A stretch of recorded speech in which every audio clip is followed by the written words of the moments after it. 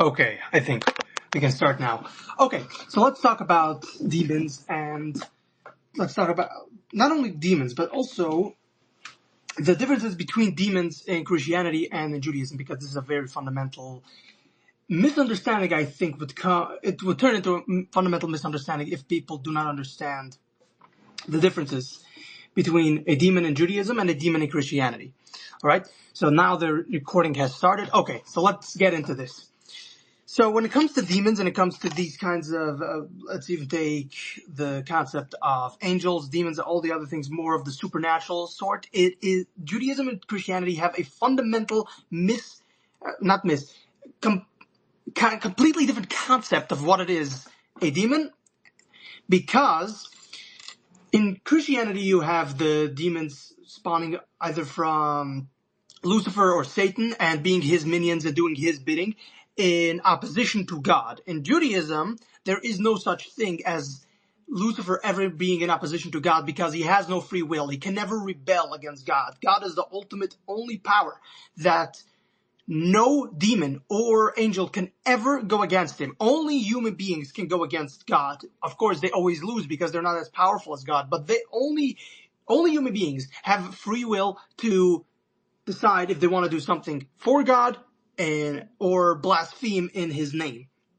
Angels can't do that. Now, Christianity, Lucifer is the fallen angel. He rebels against God, and then in the end times, he will wage a war against Jesus, against Jesus and against the humans. But in Judaism, there will be no such thing. There will be no such thing as a war of Satan against God.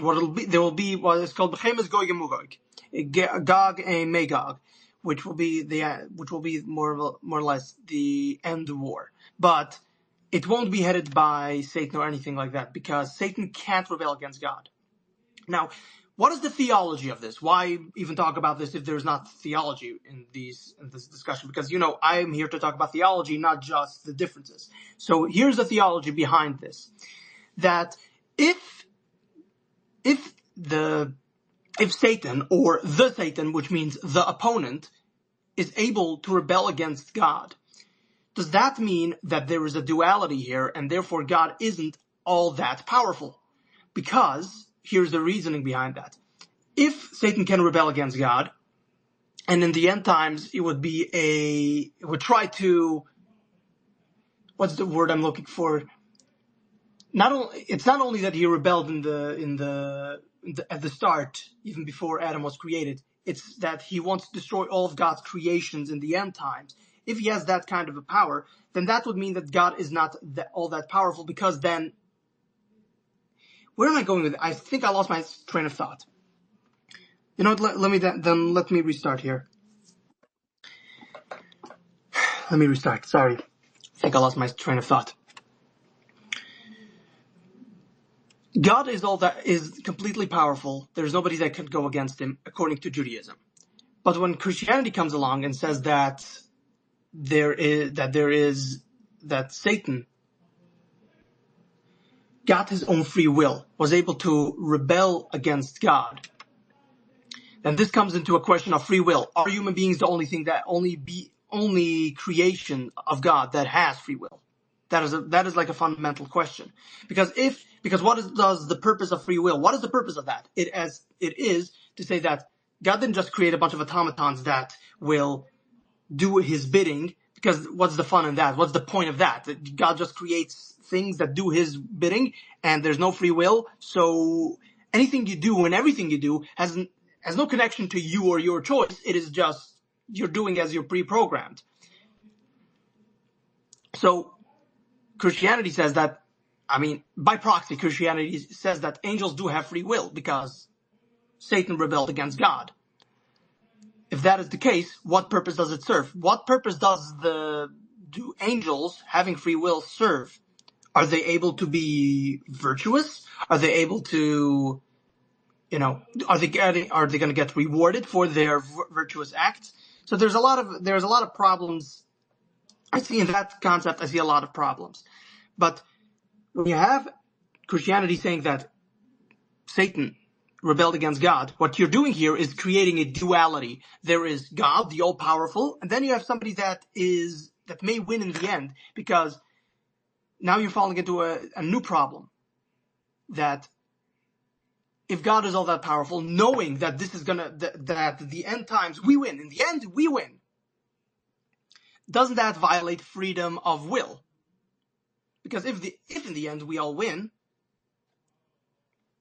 therefore it's going to have to play out a certain way. So it's predestined. If it is predestined, then there's no freedom of will, because maybe it turns out a different way. But it can't, because we've already predestined that we are going to win. So in the end times, the end war, the end battle between Satan and God, it violates it violates freedom of will, and it also violates it doesn't violate, but it contrasts against what Judaism would say is damn, I lost my train of thought again. Sorry guys, I don't know why I'm losing my train of thought here. Okay, you know what? Let's do this a different way. Instead of, I think I've made my points more or less pretty clear here. That what you need here is not what you need. The difference between Judaism and Christianity. Christianity gives more leniency towards angels having free will, being able to rebel against God. In the end times, it would be this great war. And in Judaism, there is no such thing. Angels do not have free will. They cannot rebel against God. Satan is not an evil angel, according to Judaism. What he is the opponent. He's the angel that is supposed to make the choices difficult. Why is that? Because when God commands you, you're supposed to behave this, that, or this certain way, right? And which human being in their right mind is going to say, no, I'm actually going to do the evil thing? Nobody's going to do that, because God tells you have to do this. So God creates, okay, so you humans are just going to follow what I'm saying. So to help you make it difficult, in order to make it a rope pulling contest between good and evil, I'm going to give you something that's going to try to bring you to evil. And that is Satan. So Satan in and of itself is not evil, but he is an instrument by which God tries to make it harder for you to decide between good and evil. Otherwise, you would just follow whatever God says. No human in their right mind would go against God unless there is Satan. But in Christianity, Satan takes a different role. He's an actual incarnate of evil. He's the duality to good and evil. So once we establish this, now we can go into the differences between the demons in Judaism and demons in Christianity. Because in Christianity, you have the demons being servants of Satan. In Judaism, demons have their own king. His name is Asmodeus. And they do what they are destructive, but not evil. In Judaism, demons are not evil per se, but they are inherently destructive. In Christianity, they are inherently evil. Now, what purpose does the distinction serve? The purpose of that is to understand that when Jews or Judaism talks about demons, we have a completely different concept. But nonetheless, of course, I understand the vernacular between the two is used more or less the same. So Jews would say that is demonic, such as I myself have used that is demonic. That is in a sense to say that is evil, that is demonic. Sure, no problem with that, because that is vernacular. I'm not taking it in a literal sense. But if I'm going to talk literal, demons aren't inherently evil, but they are inherently destructive. They are forces they are more or less, they're spirits that need to inhabit a thing or a living being, so they can take control of people if they need to, as a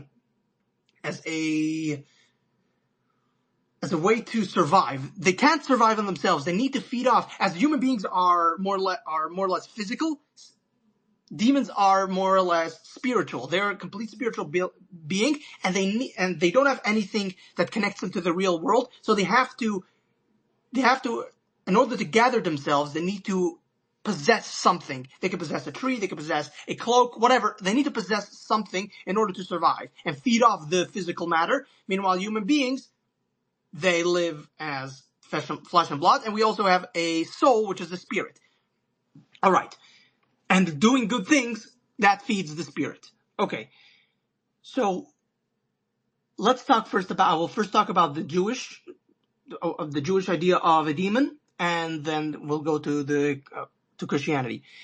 In Judaism, you have certain stories of demons actually being pretty friendly to human beings, such as, I think there's this one story in the Talmud, where the Roman emperor was trying to push through some bad laws against Jews serving God.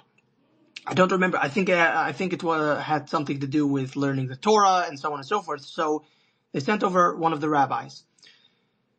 The rabbi was supposed to ask from the Roman emperor, please stop. We really need this in order to serve God. We can't have you oppressing us. When on the way to Rome, the rabbi found himself near a demon. The demon was doing his own demon things, whatever he was doing. And the demon asked the rabbi, where are you going? The rabbi answered, well, I'm going to Rome because this, that, and the other. The demon answered the rabbi, hey, you know what? You know what'll be crazy? You know what'll be a good idea?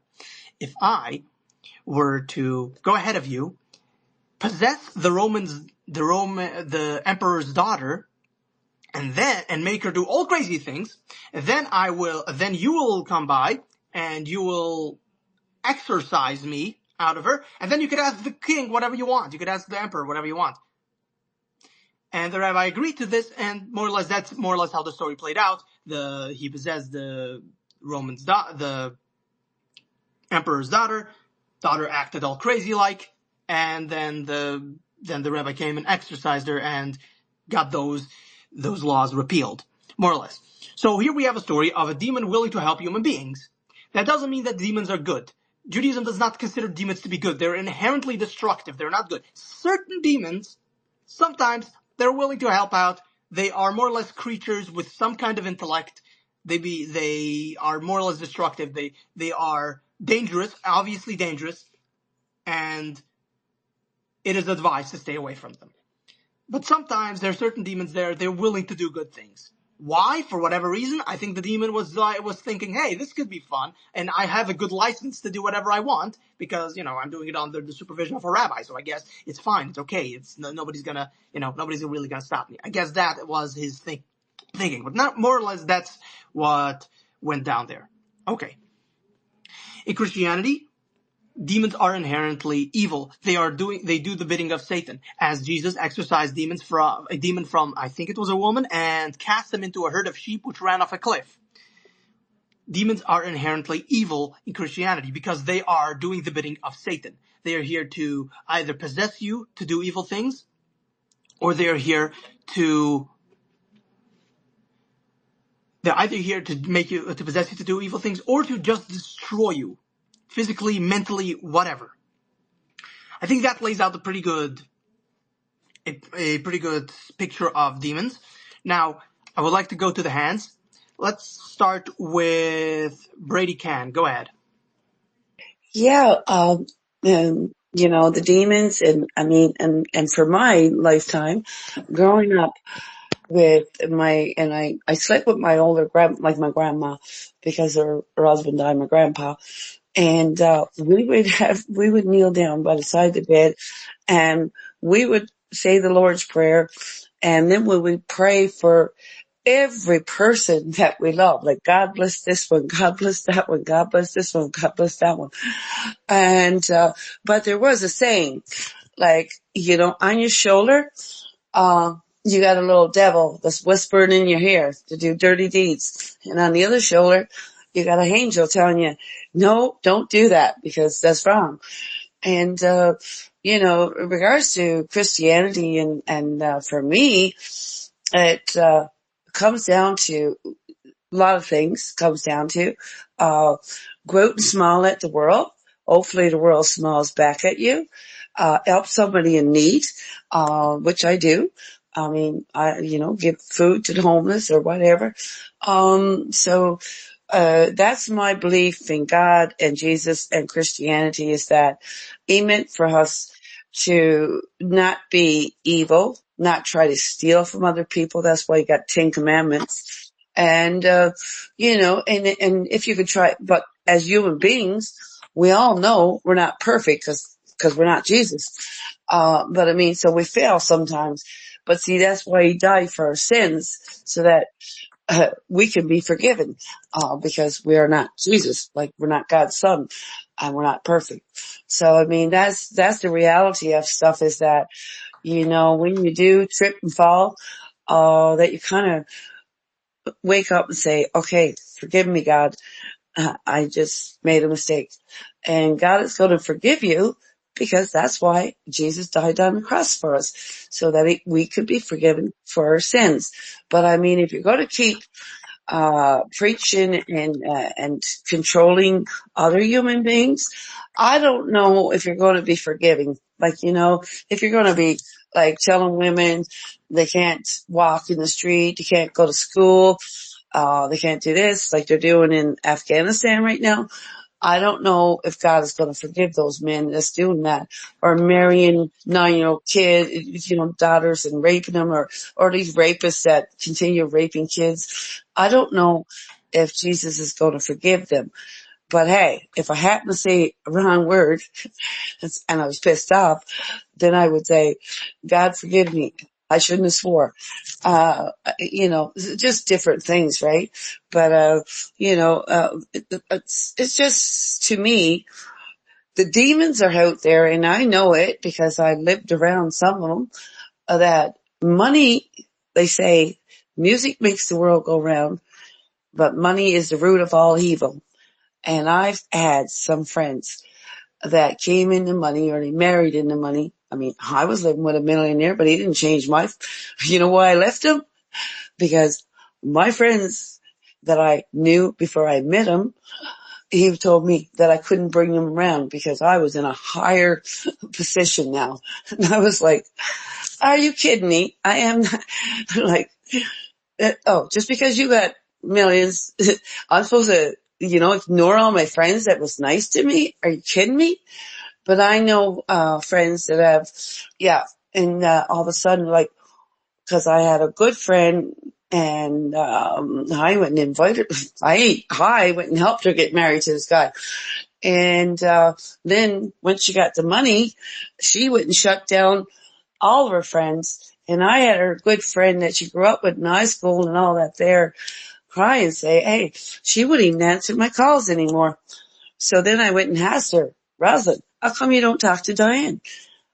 Well, I'm living in a different world now. Oh, okay. So see, and that's the difference when we look at some of the celebrities, like John Rich, even though he's, made money singing and everything, like he's still for the people. And you look at Matthew McConaughey, and you look at Keanu Reeves, he still talks to the people. But then you Let look me at ask you, Oprah. Brady. Let me ask Yeah, you. go Do ahead. you Yeah. think that the Hollywood celebrities right now may be possessed by demons because, again, in Judaism, demons are not necessarily evil, but they are inherently destructive. In Christianity, Yeah, but they are completely evil. Just let me finish. So yeah, what because seems to be the case, yeah, listen, wait a minute, listen. yeah, go ahead. What seems to be the case here is that that in Hollywood, if there would be any demons trying to do whatever they wish, either by Satan's bidding or by their own choice, because they are inherently destructive, it seems as though they would be in places such as Hollywood, where these kinds of degenerate happenings do occur. So, do you think that the demons are more or less in control of certain individuals in Hollywood? Of course they are, because the thing is that if you don't have a strong brain and you don't have a mind of your own, and then you could fall for that. Like you can fall for somebody like, oh, they got money, and oh, they bring you into the mansion, and oh, you're going to be a part of all this, and you can have this and you can have that. And if you don't look around and say, hey, I don't believe in you having sex with a teenager. I don't believe in that stuff. If you got a strong brain, you can stay away from it. But a lot of people, like, they got this big dream of going to Hollywood, and then, well, look at it. Look at Weinstein, right? He's in jail for all these crimes and rapes that he did to all these starlets that, he's going to produce them, he's going to put them in movies, but hey, you got to give me, excuse the language, but you got to give me a blowjob before I give you a job. See, and that's the fault of your mentality. Is like, no, the job is not worth for me to have sex with you. I didn't come here to have sex with you. I come here to get a job. And that's the problem, is that the mortality of and the morals being taught to people, like, hey, you don't have to sell your body for some idiot, just so that you can have a nice home. You could just work hard, like which a lot of people have done. I mean, excuse me, I don't mean to go on too long, but hey, from the time I was in grade 5, I was selling newspapers, and walking in snow up to my bum, because my dad died when I was 2 weeks old, and I knew my mom was working 2 jobs, but I knew she didn't have a lot of money. So I was doing that so I could have pocket money. And I babysat. I had 5 babysitting jobs, and I washed police cars, and all through high school. I mean, I was paying for my own clothes, and I was first year cadet, second year cadet, third year cadet. I got trophies for all that. I was athlete of the year. I got a trophy for that. I was voted president of my graduation class because I was nice to everybody. I didn't try to What treat. are we talking about here? Well, we're talking about demons, and the Oh my reason. God. Yeah, but you got to be strong, and that's all I'm saying.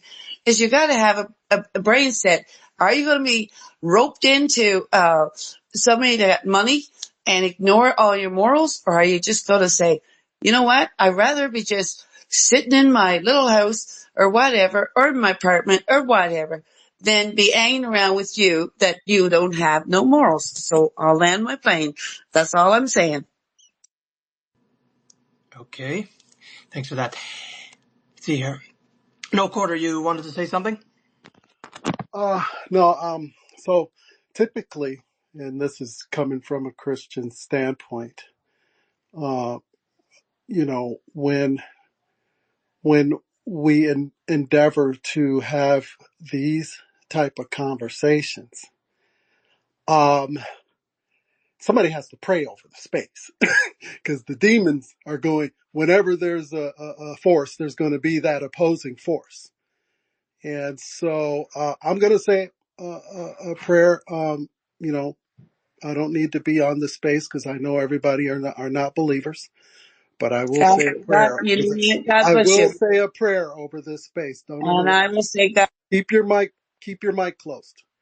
And because the demons come in and they derail and they'll throw the whole thing off, and you'll lose the the the goal that you're trying to accomplish here, Aaron. So just thought I'd throw that in there. I'm going to say a prayer offline here. I got some work to do anyway. All right, thanks for that. Thank you very much. Yeah, we do need a lot more prayer, especially in places such as Hollywood. They definitely need God. They are so incredibly hedonistic. If there's any place where the demons are, because nowadays we ask, where are the demons? I mean, if they were abundant in the olden times, in Jesus' time, where are they right now? And that is a very good question. Now, according to Jewish tradition, the rabbis came together and cast them out through immense power and immense prayer, because they were so inherently destructive that they just had to be dealt with. So now they are in places such as the Amazon jungle. They basically still exist, but they are in places where no humans walk the earth. They are in places where, secluded from society, they just survive there, whatever they do, whatever they have to do. Again, they don't seek to be near humans. They only seek to do whatever they have to do in their own time, in their own places. But nonetheless, I think that, while most may live in jungles, in areas where humans don't walk around, it seems to be the case that they actually have found haven in Hollywood. They have found haven in certain places where these kinds of so-called freakouts, like Diddy did, happen. So it seems to be the case that they are still among human beings, and they still influence what we do. And I wouldn't be surprised if they possessed a few human beings in Hollywood that push this degeneracy, this absolute garbage filth that we see nowadays in this society.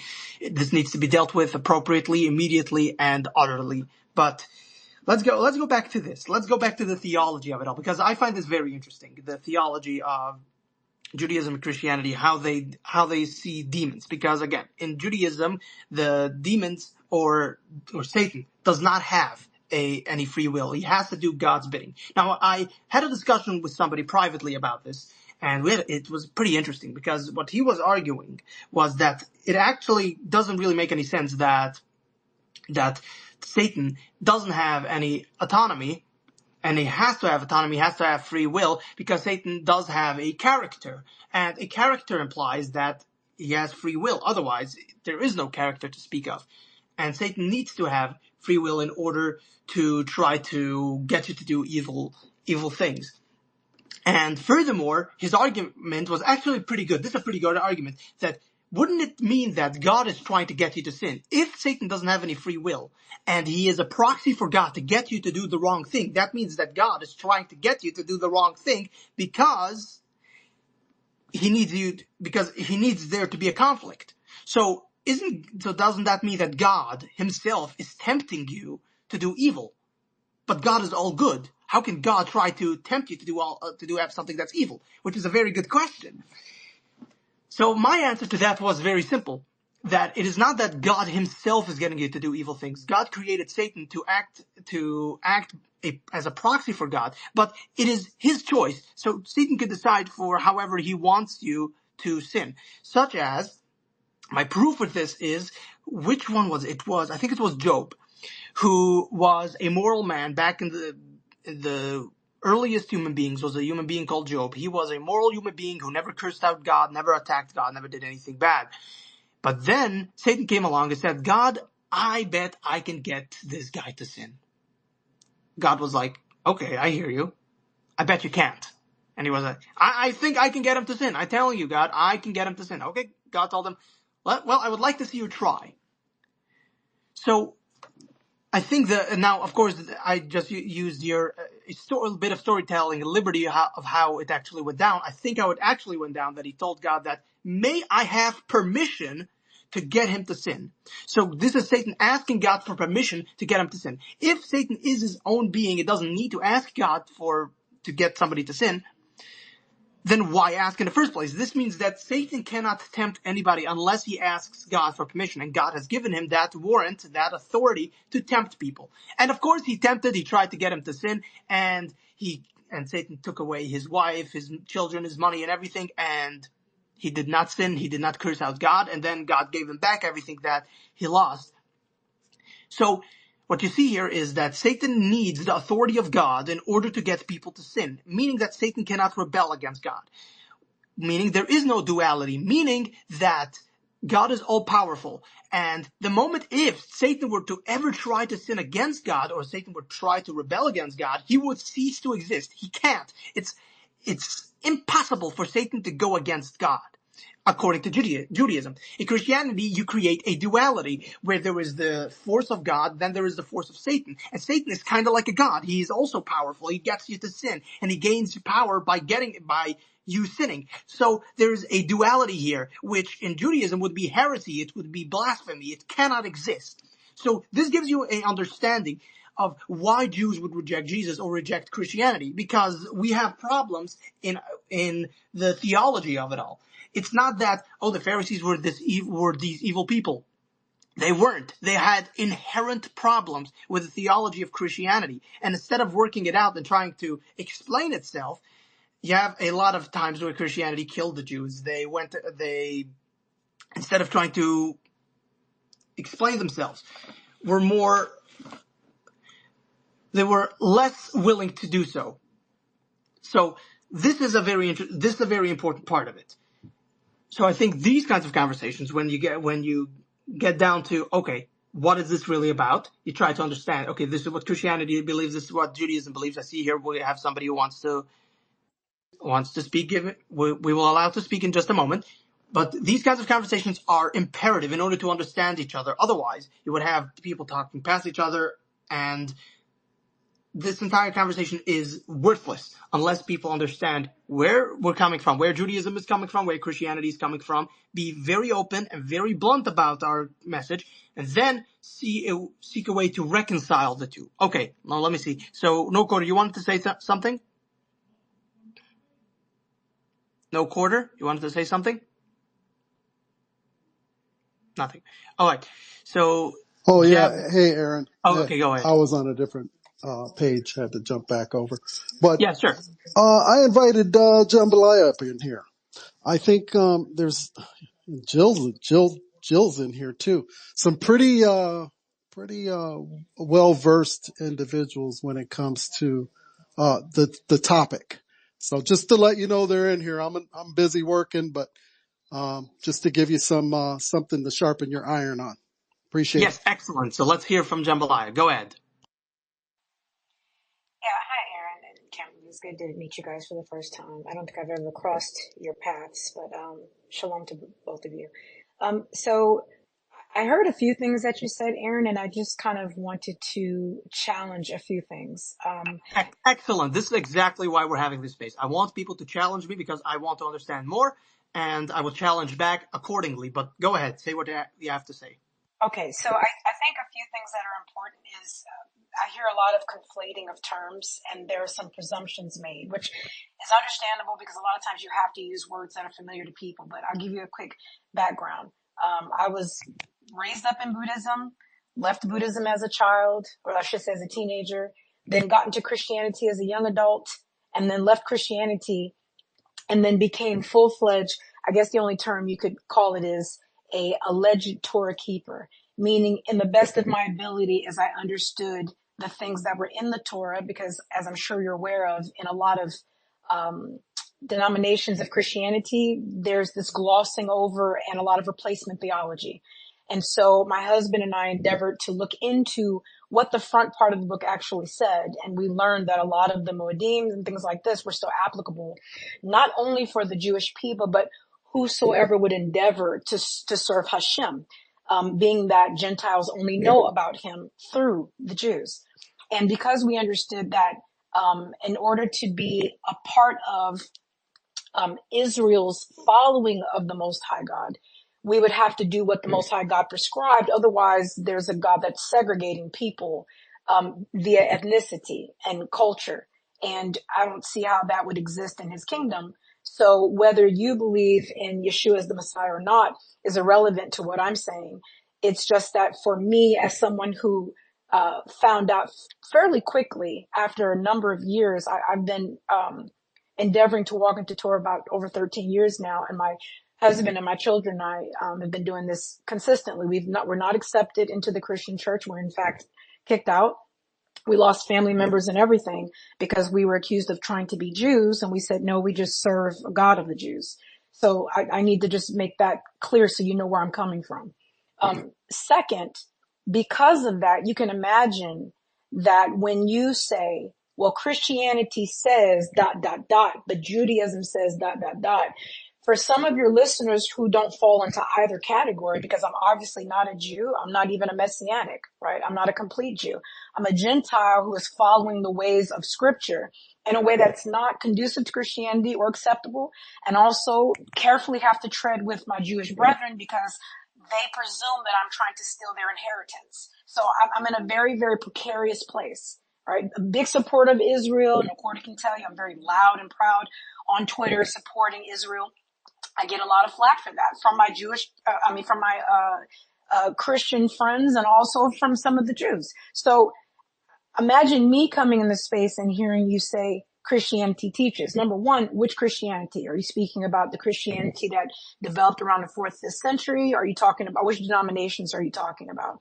Because I think it makes more sense to try to compare biblical faith, because not everybody is in Christianity that walks out biblical faith. Even those that believe in Yeshua as the Messiah are not a part of Christianity, not a part of the Catholic Church. In fact, we're not wanted in that group. We're in fact, No Quarter can tell you, I used to host spaces every Shabbat. And I get a lot of pushback from Christians accusing me of trying to put people in bondage. I got called a Pharisee because I'm trying to tell people that obeying the Torah is actually a godly thing to do. It's one of the highest things you can do to show that you have real belief, that actions come out from real belief. And so I'm, ironically enough, called a Pharisee, which I completely, I love it, and I post memes of Pharisees, and I go ahead and have fun with it, because I'm like, fine, it's your neighborhood black female Pharisee. I don't think there's ever been such a thing, but here I am.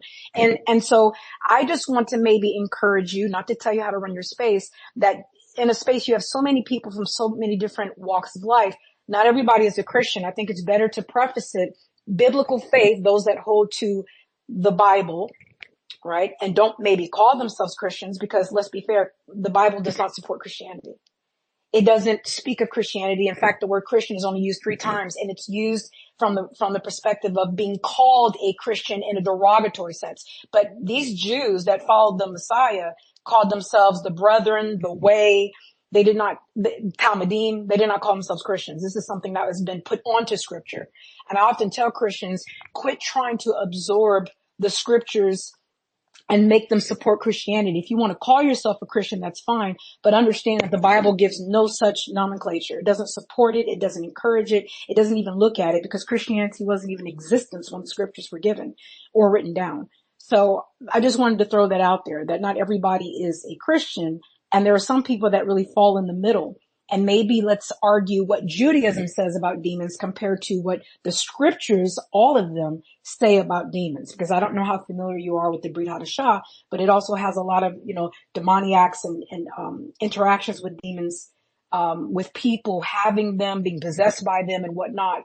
And it does in Revelation and the Apocrypha, mention Hasatan a lot, and also the beast and these other things that I don't know how Judaism interacts with those terms, being that a lot of sects of Judaism don't even really deal with the Brit Hadashah. So yeah, just want to throw that out there, and forgive me for being long-winded, trying to squeeze a lot in a small space of time.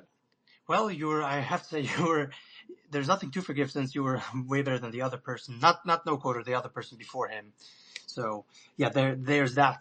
And you bring up some excellent points. Let me address them. The first point that I would like to address is that calling you a Pharisee. I mean, I find it hilarious, because Pharisee means Orthodox Jew. I mean, if I were living 2,000 years ago, I would be a Pharisee, because I'm an ultra-Orthodox Jew. That's what it means. And for the record, for those who are, oh no, Pharisee, everybody needs to really calm the hell down. Jesus himself was a Pharisee.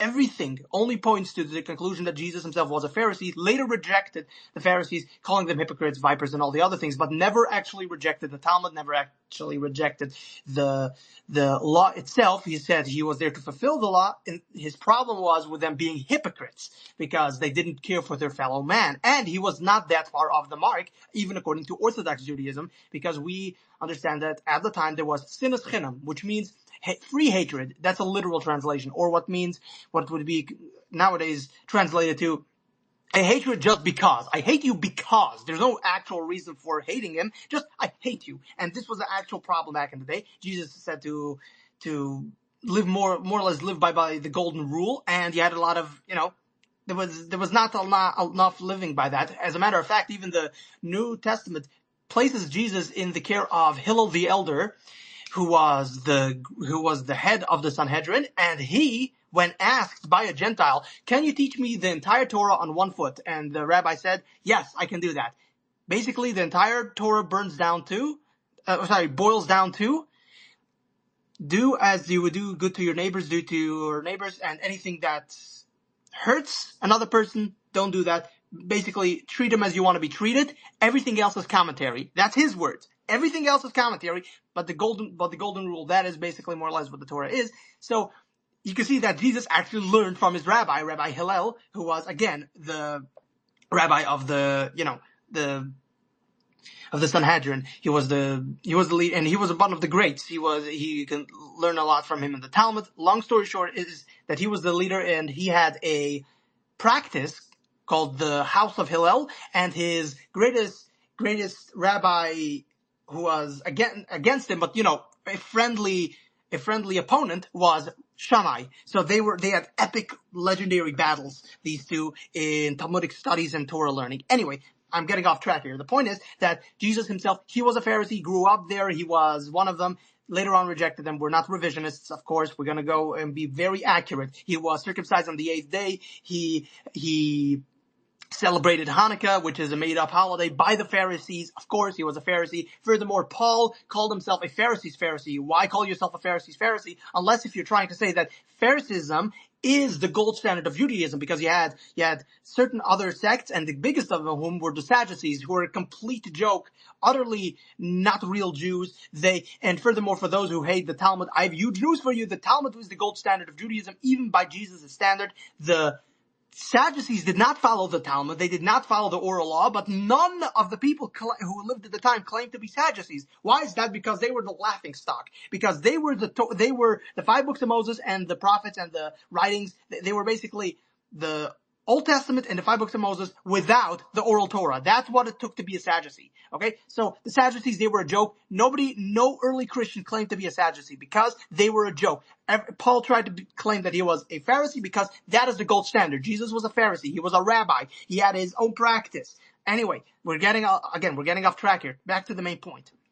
Is that is kind of funny. Calling you a Pharisee, I would be considered a Pharisee if I lived back in the day. All right. So that is the first point that I addressed. The second is that what you made is you asked me about Christianity, which kind of Christianity I'm talking about. Okay, let me, first of all, I see here somebody wants to talk. I will bring him up as speaker, but you're going to have to wait. All right. Wait a moment. I will finish my point, then I will go to you. Okay. So here's my answer to your question about which kind of Christianity. I'm talking about mainstream Christianity. I'm not talking about, there are a whole bunch of sects of Christianity. One that claims that Jesus was not God, but he was the Messiah. There's a whole different types of Christianity, especially when it comes to the early days of Christianity. There were, the Gnostics. They were a complete loony bin of crazies that the Council of Nicaea threw out completely, because they were like, who the hell do you think you're talking about? Like, you go into the early writings, you're like, what the hell? You're constructing a world that doesn't even make any sense. I can't even explain it. Okay, so here's my main point. I'm talking about mainstream Christianity, the one that talks about revelation, where there would be the end times, there would be a war between God and the devil, otherwise known as Satan. So that means that there is a duality here. Otherwise, what is the point of a war between God and the devil? That means he has free will. There has to be. That is the only logical conclusions that I could be led to. Now, of course, I know what you might have a problem with. This was more or less what your problem was, that make sure that I am portraying Christianity in giving it, a fair shake, not just... No, I gotta stop you. Not at all, because remember, that's why I made very clear, I don't come from the ethos of that. I've walked away from that. So I don't want you to present, you're in Judaism. I would never expect you to give Christianity a fair shake, because I don't, right? I do. Well, I don't. I do, at least. Well, no, I give Christians a fair shake. I don't give Christianity a fair shake because it's a subculture of a culture. But I guess my point more was, like, even when you said, well, in the Apocrypha, it talks about Satan fighting against God. No, it does not. Can you tell me where that passage is? It talks about Satan raising up an army or working through people, which you very clearly earlier, as you mentioned Job, he does do, right? Because you said that he's the opponent. And I would argue that if you're opposing God, you are against God. Antichrist, even in the Apocrypha, literally means in place of, right? Listen. And against. Okay. But I don't want you to think that I want you to support Christianity or any vestige of it. No. Yeah, I know that. I understand. Okay. No, my claim wasn't the opponent to God. My point is the opponent to humanity. Satan is the opponent that we all have to combat in our daily lives. And by the way, in Judaism, Satan would be the greatest gift God gave to man. And that is that we have a choice now to decide between good and bad. We have the ultimate power, the closest thing that human beings will ever come to being God, which we will never do. We are not God. We can't even reach that level. We will never reach that level. But the closest we ever come to being God is that we have free will and that we can decide between good and evil. That is the greatest gift God gave to man.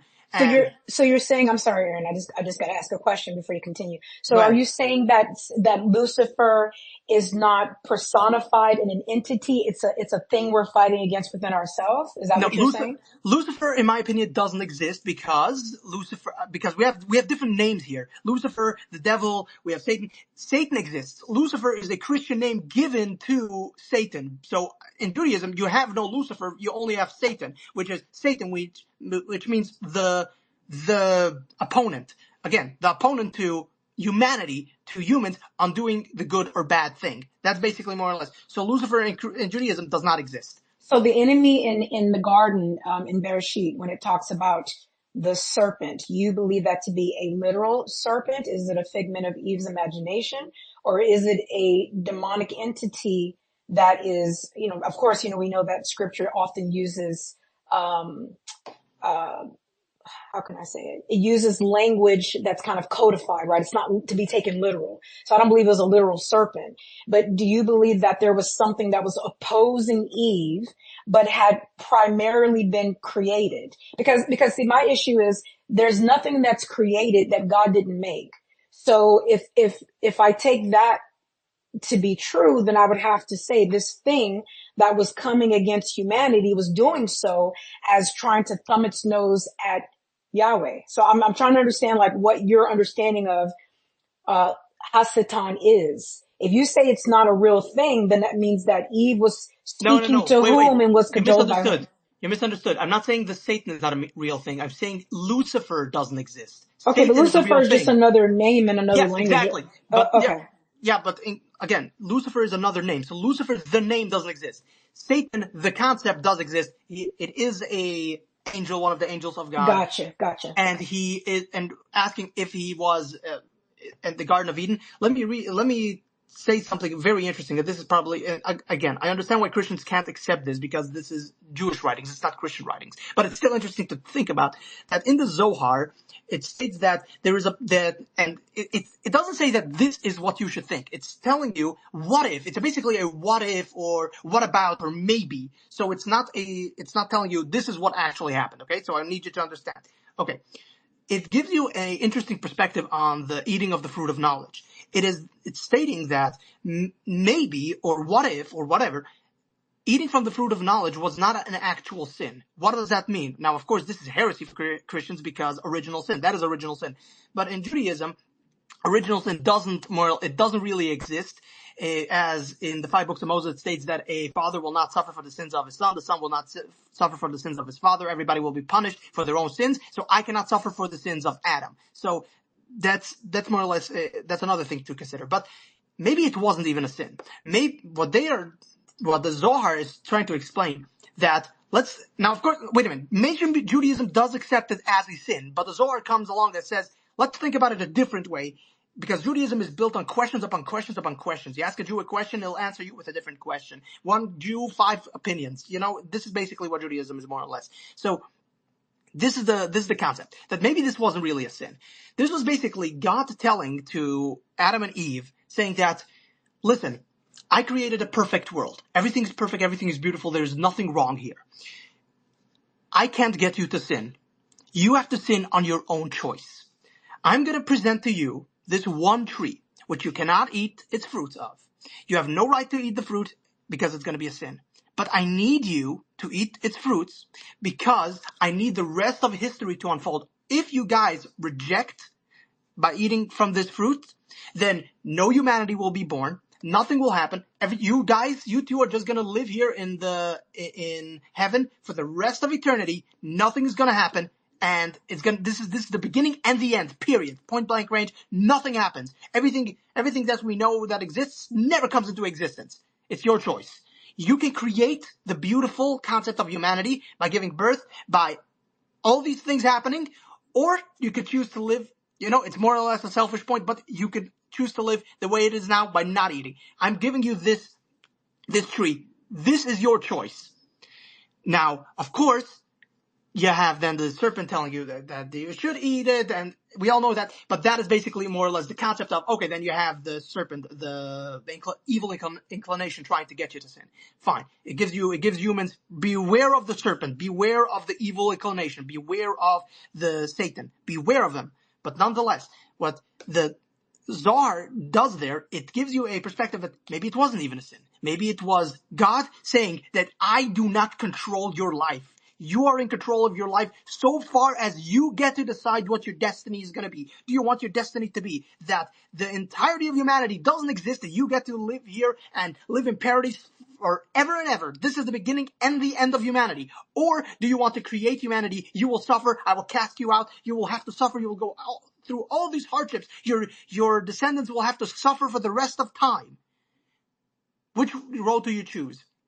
This is basically what the Zohar is telling you. So this is a very interesting thing to think about how far God does not control your life because he wants you to be in control of it. He does not. I know when we talk about miracles, God influences the world.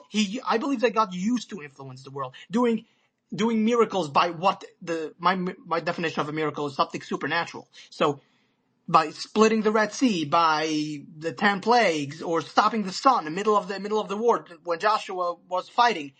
These are absolute miracles. Literally everything else is a miracle. Everything is a miracle, including me speaking, because it's an act of God. But my definition of a miracle is basically supernatural. Nowadays, I would say nothing supernatural happens, more or less, nowadays. That's because God is leaving it up to us. We get to decide the destiny. He can, but just doesn't get involved. That's what I think is going on now. But this is how far God wants you to understand how in control you are of your own life.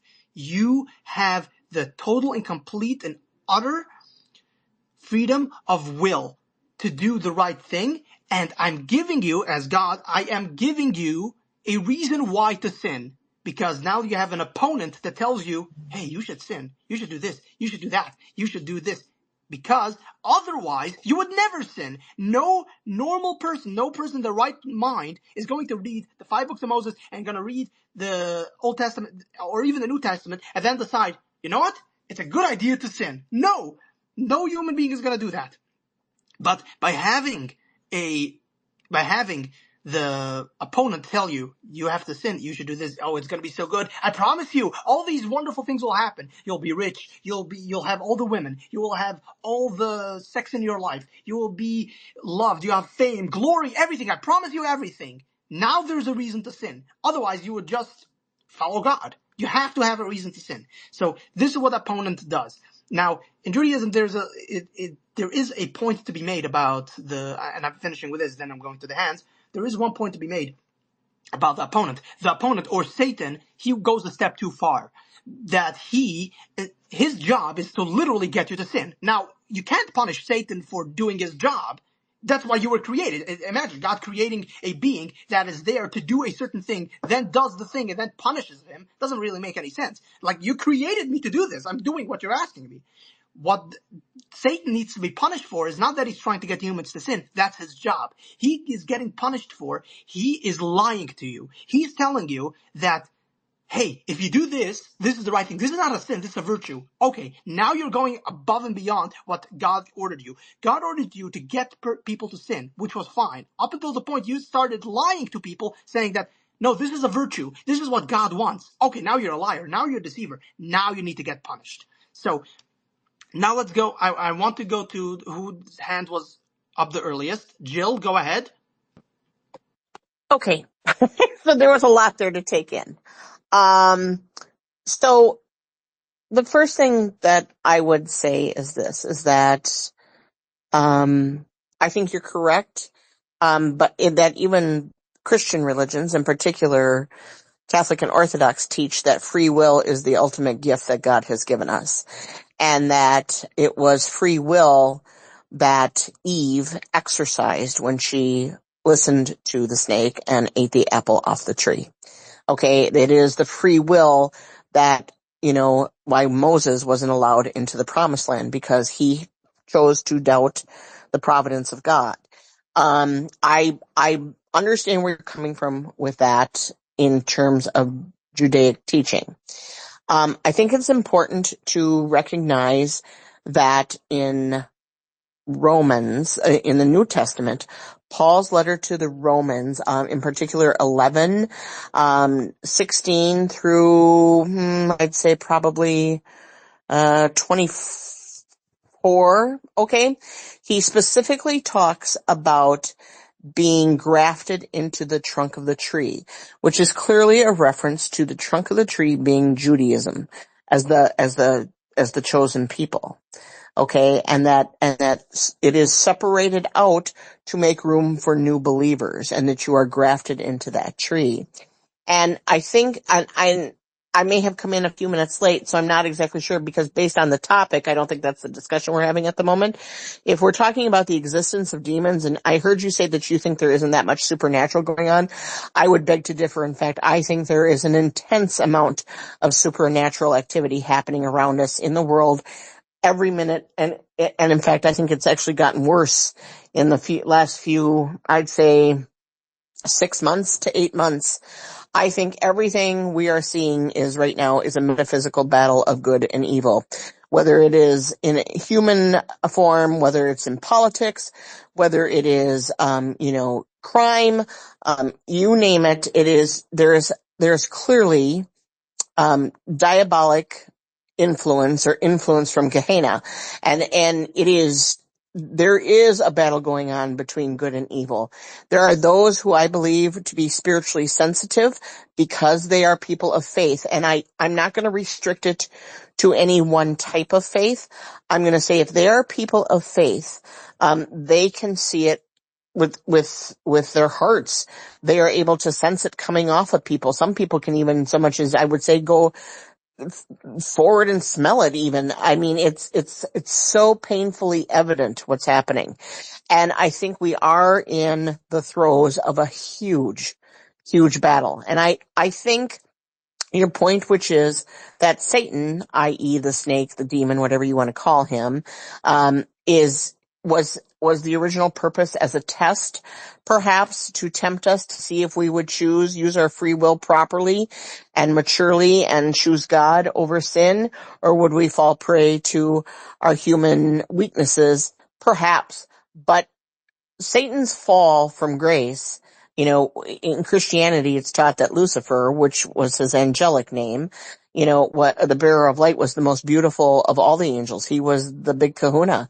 And that because of his arrogance and his jealousy over God's love for mankind, he and his minions fell and were run out of heaven and are, like I said, in the fires of Gehenna, and that's where they suffer. And every time they are out and about, they're only allowed out and about because God allows it. And when God has had enough, they will be done. And that teaching is pretty prevalent through most Christian religions. I think it's prevalent even in some of the non-Christian religions. And I think that we can't just dismiss the metaphysical that's happening in the world around us right now. It's every day. It's everywhere you go. You can see it. You literally can watch the news and see it on people's faces and hear it in their tones. And it's just really extreme, in my opinion. Thanks for that. Yes, I do. First, I would like to thank you because you helped me prove my point about the Satan. In Christianity, Satan does have free will as he rebels against God. He thinks that he is the beautiful among all the angels. He's the best. He's the brightest, and he should have all the glory to himself. Yeah, so more or less, thanks, first of all, for proving what I was trying to get at. That in Christianity, generally speaking, in mainstream Christianity, Satan is his own being, and because of that, he becomes a duality to God, where there will be a final battle between him and God. In Judaism, no such thing can exist. Satan can never rebel against God because God is all-powerful. He has no right to do so. If he does, he ceases to exist immediately. He can only do what God commanded him to do. That's the view of Judaism. And therefore, demons are not this is where this ties into. Demons are not the spawn of Satan. What it actually is, demons are the spawn of Lilith, Adam's first wife. There's a whole bunch of, if you want to look at this up, there's a whole bunch of story on that. Oh no, He I'm familiar with the Lilith story, and yeah. and it's right up there with the whole Nephilim and all that too. And I understand exactly where you're going with this. Either way, whether it's demons as a spawn of Satan, I like to call them his minions. Okay. Either way, they have chosen to reject God, and their rejection has put them into, the eternal fire. And I think you and I are really close in what we're trying to say here, which is that, even Catholics, for example, and I can speak to this pretty ardently, they don't believe that Satan has more power than God. They don't believe that he has equal power to God. In fact, they are fully aware that God will defeat Satan quite quite heartily. And in fact, if you want to look at, and I appreciate your Judaism, if we're going to talk about the sacrifice of Christ on the cross, that was an act of war. That was an act of war against evil and against devil. Christ sacrificing himself on the cross. And you were saying earlier about how Christ was actually a very, what was the word you used? A He was a traditional Pharisee, and he Jew. was an Yeah, Orthodox Jew. he was. He was an Orthodox Jew. Literally, as in the New Testament, as he hung on the cross dying, one of the very last things he did was make sure that his mother was being taken care of. He was honoring his mother and his father, which of course is one of the Ten Commandments. He lived his life by Torah. There is no question about it whatsoever. And I mean, even the celebration of the Passover, all of those things. So you are, I would agree with you 100% right. The problem came in that when he did call out politically the Pharisees and the Sadducees for being, arrogant, for being self-consumed, for not doing what they were actually called to do, for misinterpreting, misrepresenting, and not applying the law appropriately. That's when it was political. But his crucifixion, in Christian terms, was literally an act of war against the selfish of the devil. Or of Satan, if you want to call it Satan. Yep, that is definitely the perspective of Christianity, yes.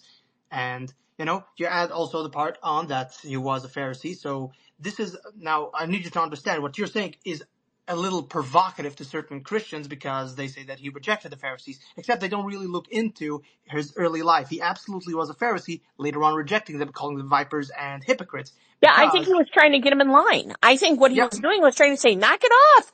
You have this gift to preach and to interpret and to lead people, and you're not doing it right. I think he was trying to slap him in the line, in my opinion. And they, because of their humanity and their arrogance and everything else, completely warped what it was he was trying to do. And so his rejection was of their behavior and of their interpretation and of their application, and not of them as the entity. He was saying, look, you were chosen to do this job and you're screwing it up. That's what I yep, think. yes, that is more or less the main, I would say that is more or less the Christian mainstream view. Okay, I want to go to Jambalaya again, but wait, Jambalaya, you already had time to speak, so I want to go to Chris. Don't worry, I haven't forgotten about you. Let's go first to Chris because he hasn't spoken yet. Chris, go ahead.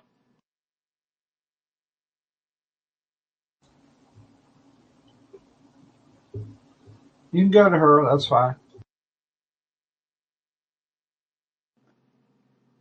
Go ahead.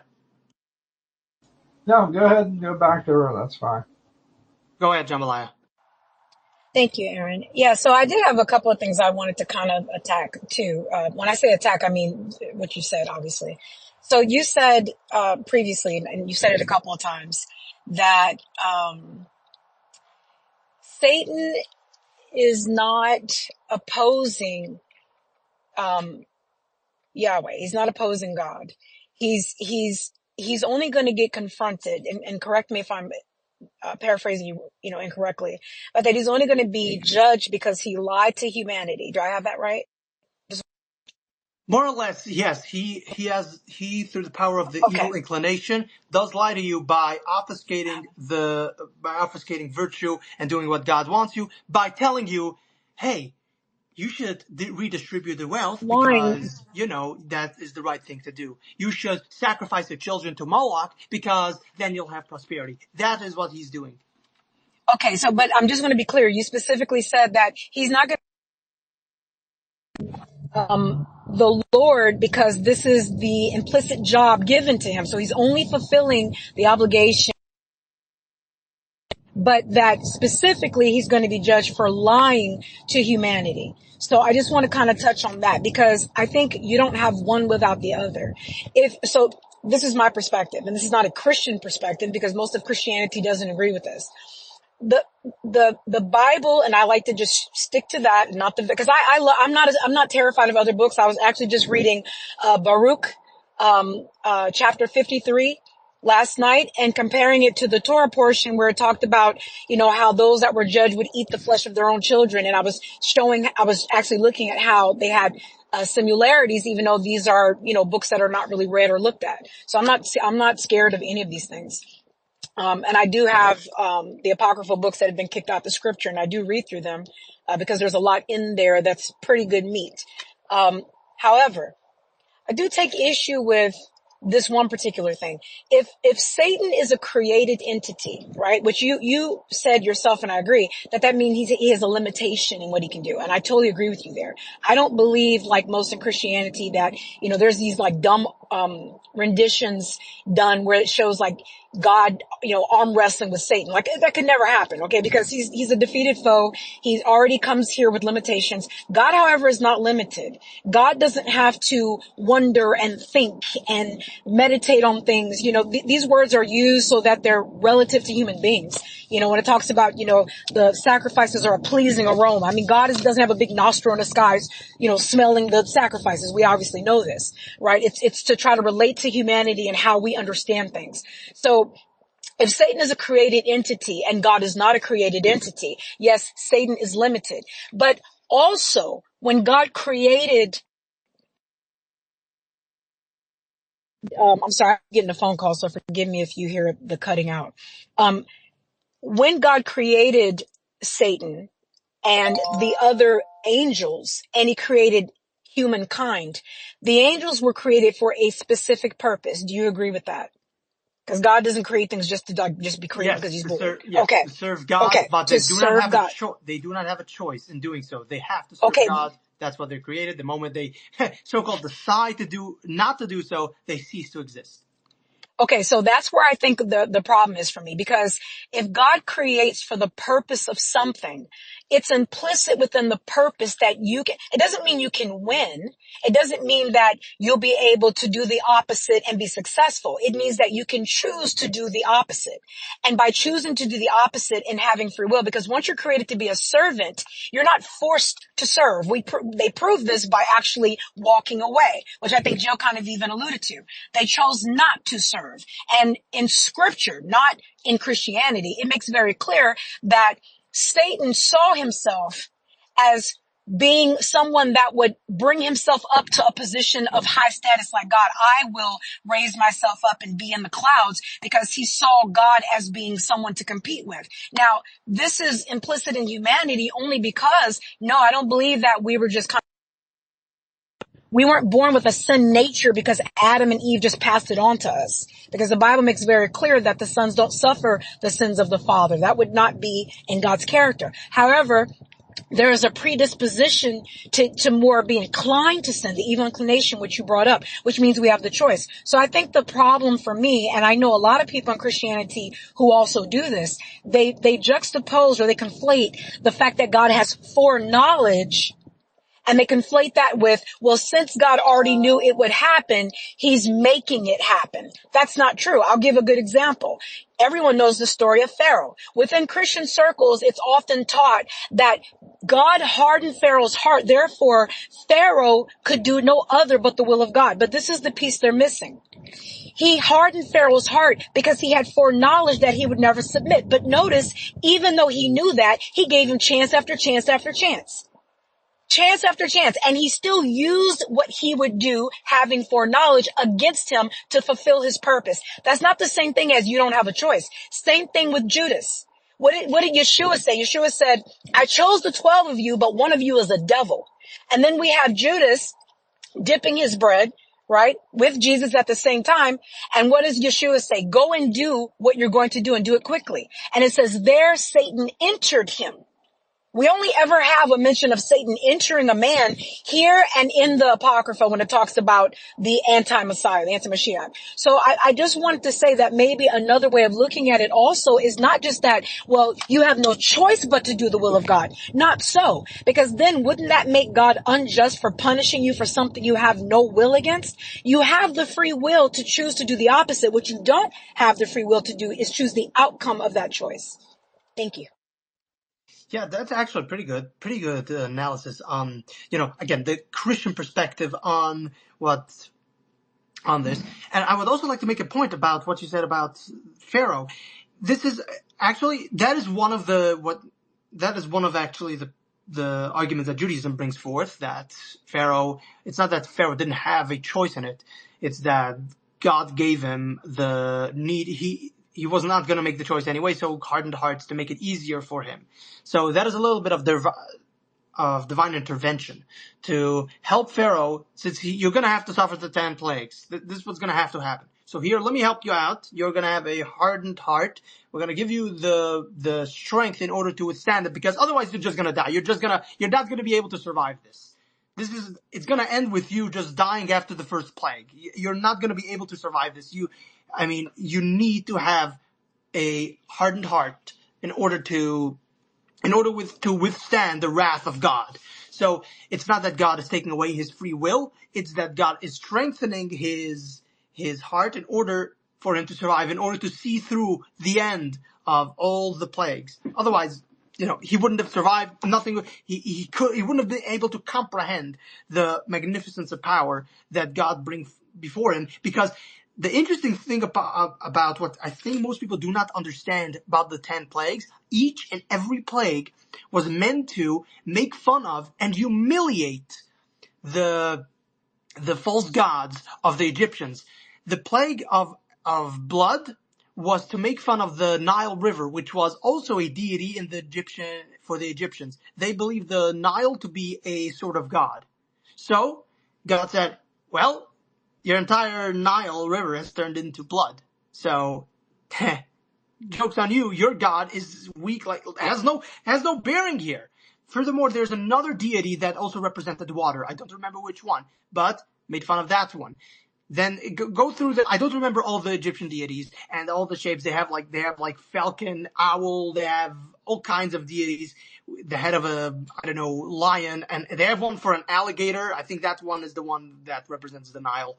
So all of those deities have been humiliated thoroughly by God. That is a very important part to the equation when we talk about God punishing the Egyptians. All right, so interlocutor, you requested to speak. Go ahead, say your piece. Hi, thank you. Well, I'm adding something. Actually, you were saying part of what I was going to say about why those plagues existed. They were to defeat every Egyptian god and goddess that they were worshiping at the time, which God had already intended. Number 10 is the number of judgment. So God had authorized 10 plagues to be consistent with the way he often applies judgment. And the comment that I wanted to add last is that we see that God hardened Pharaoh's heart. We don't know that that's not the way God does it other times as well. We only have this example. But I do know that when a person resists the will of God, we know that hearts are hardened. We don't know if God does it or it's just a consequence of sin and defying God. In this case, we know that God did it. But that doesn't mean that's not the case often or some other times.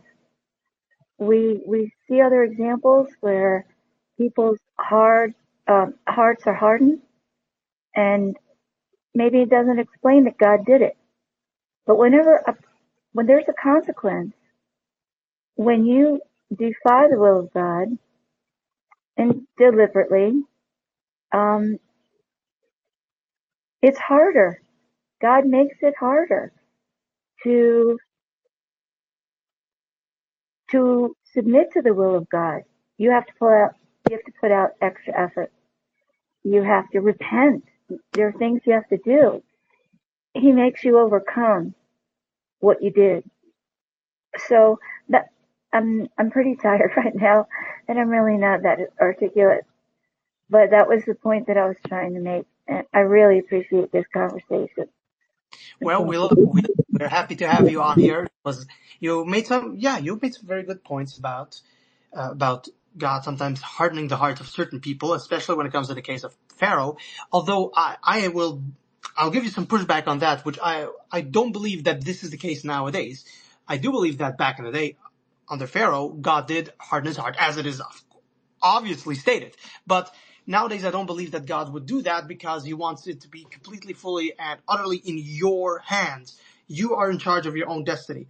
Now, the other person brought up a very interesting point about if God is all-knowing. I think that's what Jambalaya said earlier, that if God is all-knowing, then doesn't that mean that you have already predestined to do whatever God knows you're going to do, which means that you don't really have any freedom of will.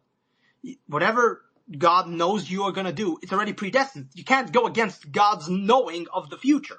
So she didn't say it exactly like this, but something pretty close to that. So I will touch on that and explain that is actually a fallacy. It's not that because God knows what you're going to do, you're going to do it. It's because you are going to do it, God already knows you are going to do it. It's basically the same as saying that if I know that Kim is going to go tomorrow and she's going to go eat a sandwich that has, I don't know, peanut butter and jelly. Okay, peanut butter and jelly sandwich tomorrow. I know this. I know Kim so well. I know basically everything about her that I know this is going to happen tomorrow, and she actually does it. Can I then go and say, well, Kim didn't have any actual free will because I already knew that she's going to do it? No, she obviously did have freedom of will, regardless if I knew that she's going to do it. The freedom of will doesn't reside within God. God gave it to you. God is all-knowing. He knows everything that's going to happen. He knows how this all ends. He knows exactly everything that's going to happen, from the most minuscule breath you take in the morning to your whatever you dream at night. Everything, God knows everything before it happens, exactly how it's going to play out.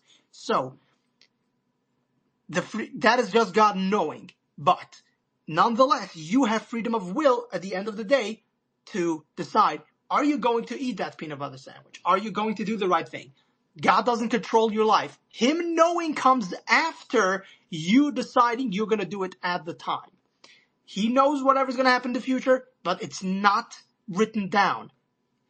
It's a little bit of a paradox, I have to admit, because if God knows it, then it's more or less written down somewhere, not literally, but it's more or less, it's somewhere, it's already like predestined, like in the mind of God. I mean, God doesn't have a mind.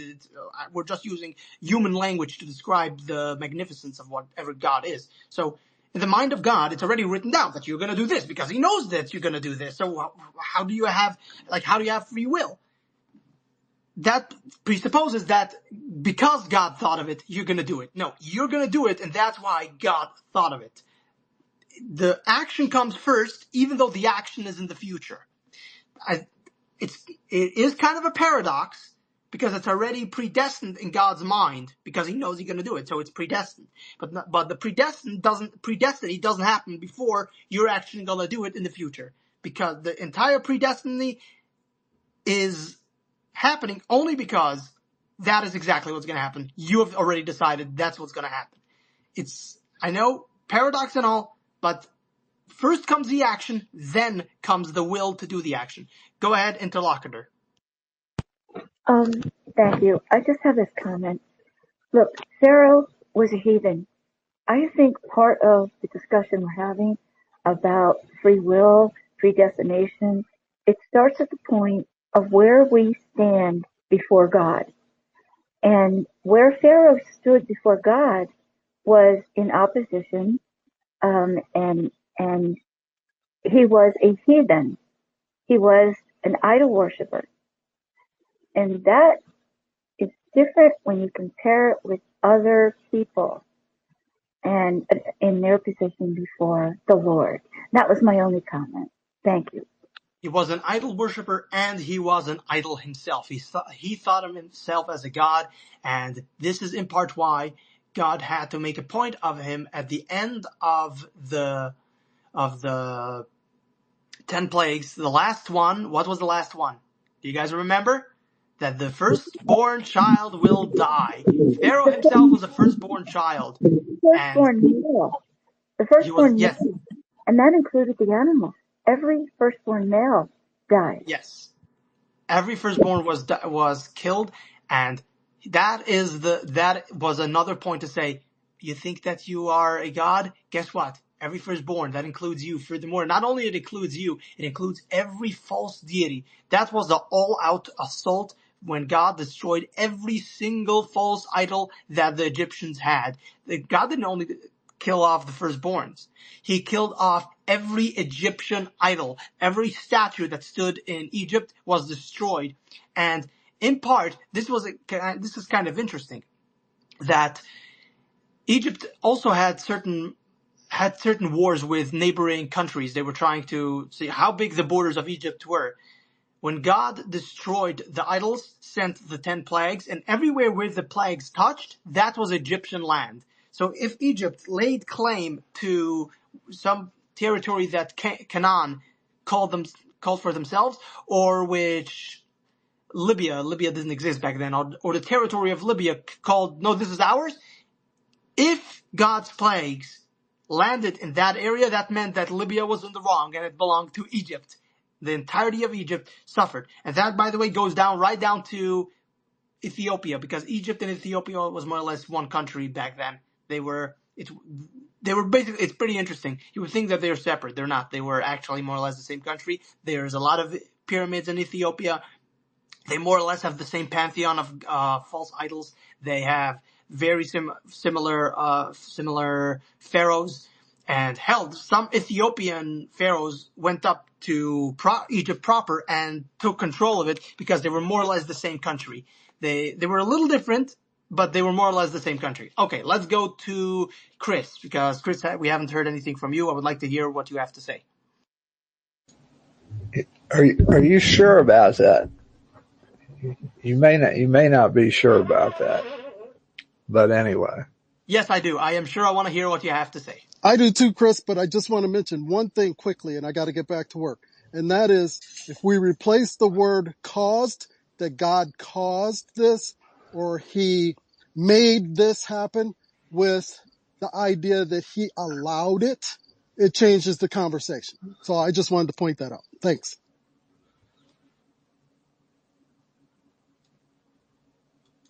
Go ahead, Chris. Thanks, no quarter. Go ahead, Chris. I think that's a valid point. I think that your conversation with respect to the demons taking residence in California may be partially mistaken, because I believe that there are an awful lot of them residing on the East Coast as well, and in other places that are prominent in the world. For instance, I think there are quite a few demons that regularly meet on Capitol Hill in our federal government, and I think that there are demons that are in Switzerland at the World Economic Forum and the WHO and other organizations like Gavi, and in New York City, such as the United Nations, and many organizations like this who are involved in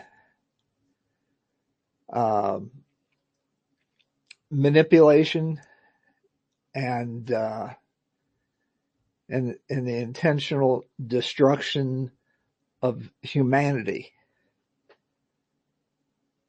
through their heinous acts,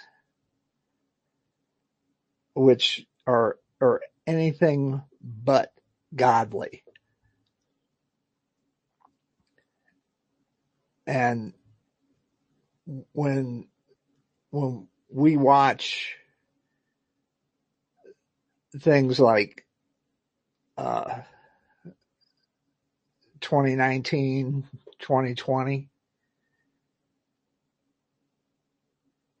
occur, and we see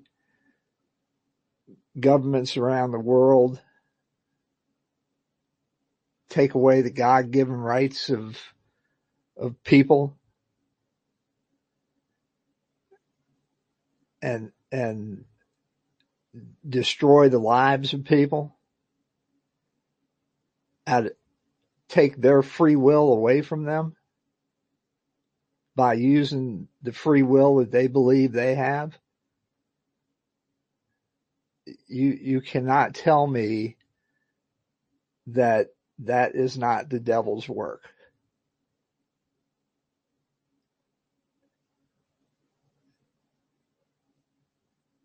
Because I assure you that it is.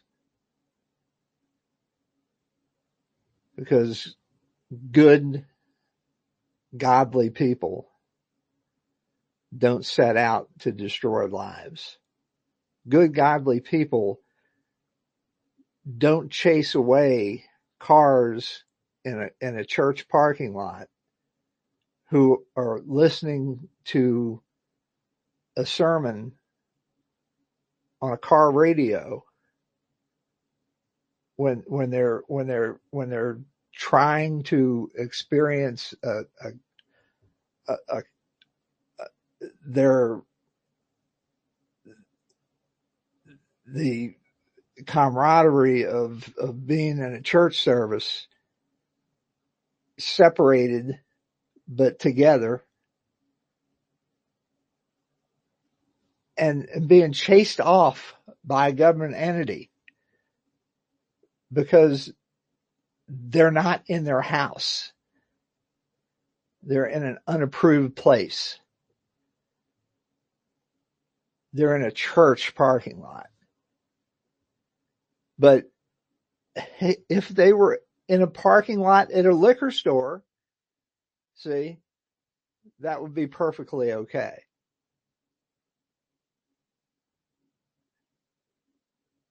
And so I wonder where the real demons reside.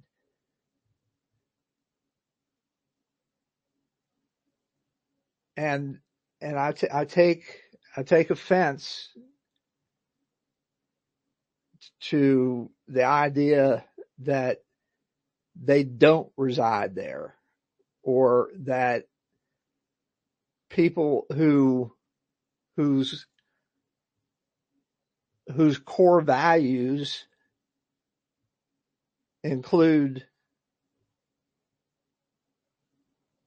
your free will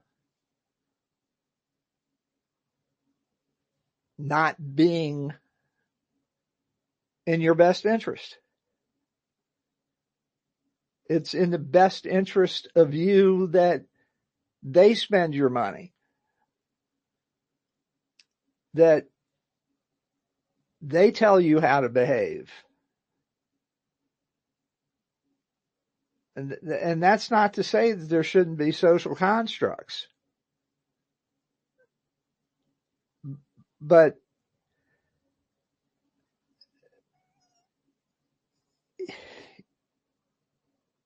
you cannot look at our society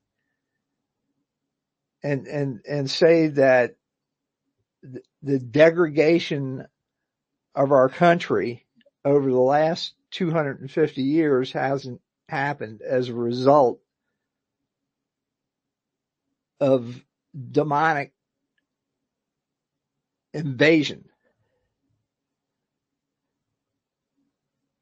And so too the world.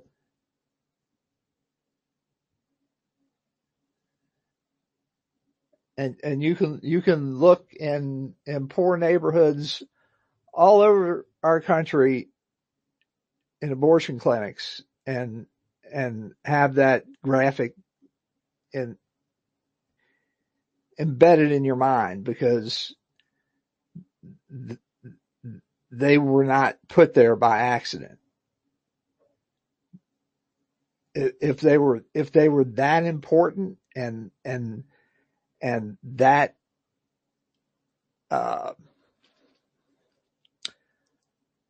socially acceptable, they'd be next to City Hall or the library or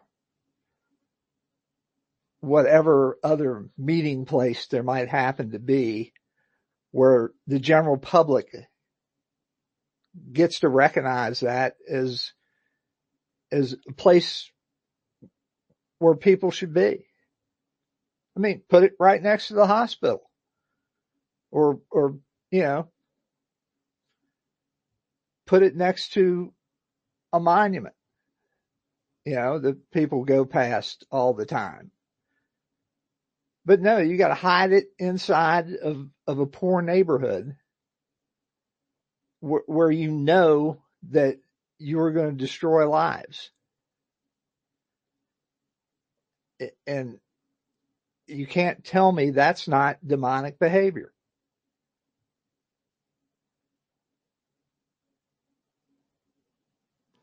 And this is prevalent in our society. And it's interesting that you're having this conversation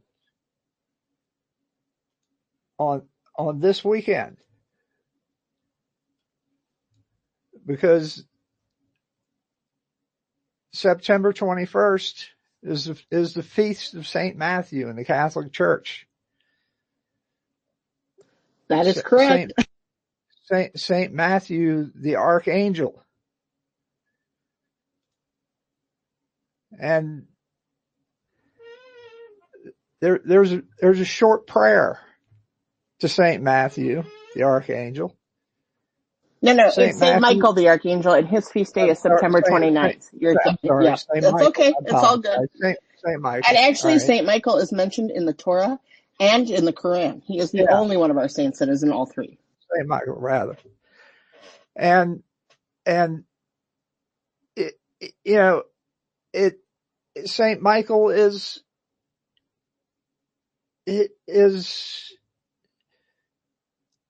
tasked with tasked with casting demons into hell along with Satan.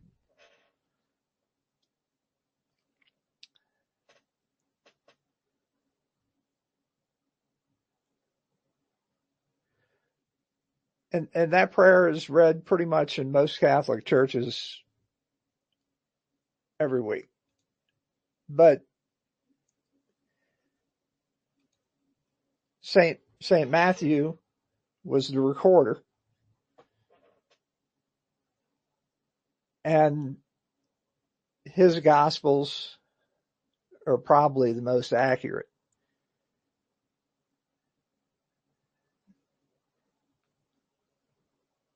And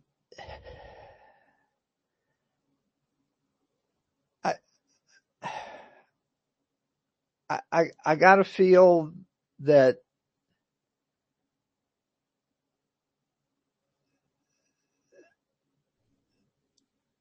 if you're a Christian, that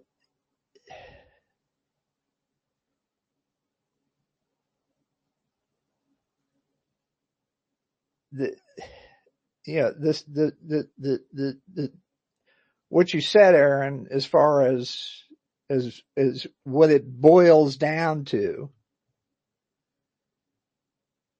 the core teachings of what it boils down to for Judaism is the same thing.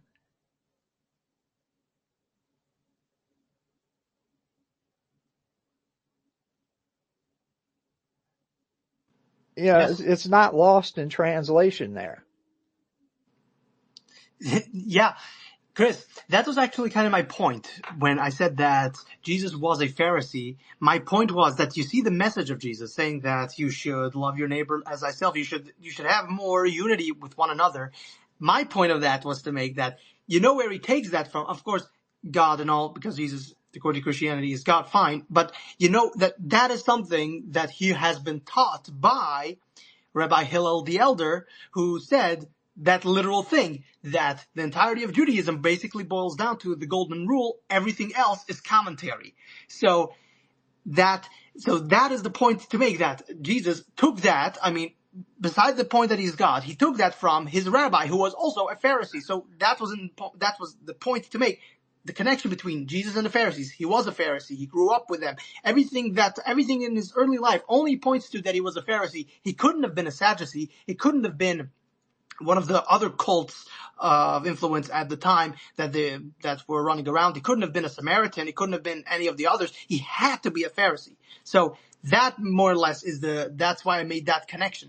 Everything, literally everything only points to the conclusion that Jesus was a Pharisee.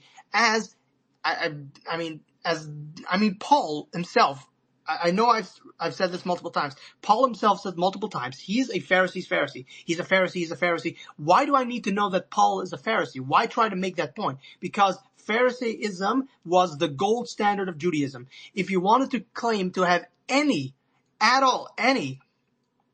status, or to say that you have any credibility whatsoever to talk about Judaism, you had to be a Pharisee. You couldn't have been a Sadducee. Sadducees were a joke. They were basically following the written Torah without the oral Torah. They were the upper crust elite, and they had little influence. They had maybe 5 or 7 seats in the Sanhedrin. They basically didn't have any influence in the Sanhedrin, 5 or 7 seats. The vast majority were either from the party of Rabbi Hillel, who was the grand rabbi, or of Shammai, who was the opponent of Hillel, who always sparred with Hillel, but they were good friends, but they were always sparring on what is the spirit of the law, what is the law, what is it trying to explain. So far that Hillel, as I said that everything else is commentary. Everything else is commentary, but the golden rule is the whole point of the law in Judaism. Shammai had the same person walk to him and ask him, how can you teach me the entire Torah on one foot? And he answered, that is impossible, because it's so complex and so deep and so amazing that it is impossible to teach you. So Shammai had a completely different way of dealing with the spirit of the law, of understanding the Torah. Here's another story, and you guys are going to like this because this is very interesting. So you have a person asking a question from Shammai. Asked him, Rabbi, is it okay to lie, to say a white lie to a bride on her wedding day that she looks beautiful when in reality she's actually ugly? Can I lie to a bride? Tell her that she's beautiful. She's actually ugly. Is it okay to lie? You don't want to hurt her feelings. Can I do that? Shammai said, no, you can't lie, because even a white lie is obfuscating the truth. The truth is the most important thing. It is still a sin. You may not lie.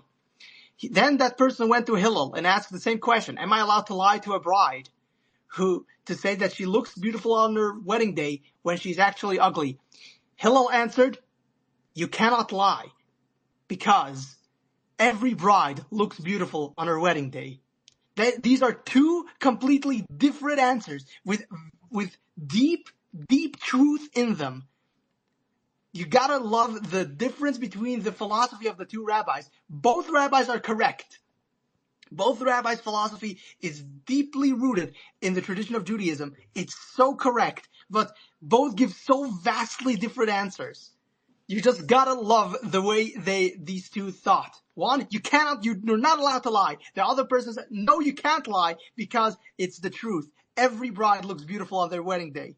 That is one hell of an answer. I love that. That is so good. And the more people think if the more people were to think like this, in this kind of attitude given towards the Torah, I do believe that more people would be good people. Now, I would like to address your point. You brought up an excellent point, and what we have already discussed here, that the people in Hollywood, the people in the top elite upper echelons of society who are trying to manipulate our way of thinking, are they possessed by demons?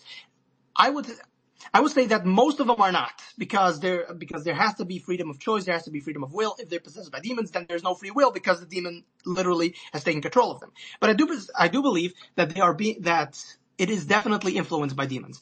Now, as we said, demons are not necessarily evil, but they are inherently destructive, according to Judaism. In Christianity, they are necessarily evil. So, but more or less, we are more or less, that's a little bit more of semantics. We're both more or less talking the same, we're both using the same words to describe the same kind of thing. That yes, they are destructive. They're seeking the destruction of humanity.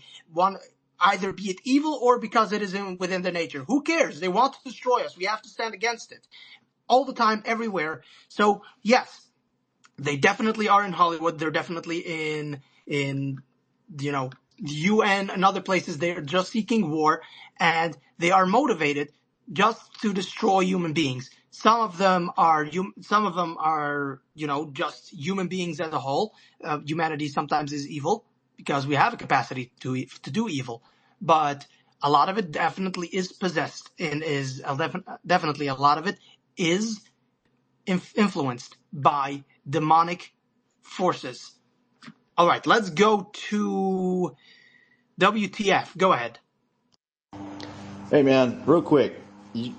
So I kind of just jumped in it, like 20 seconds ago, but I heard you say that you said that a lot of the people in Hollywood aren't possessed, or I guess that they're not possessed because they're using free will.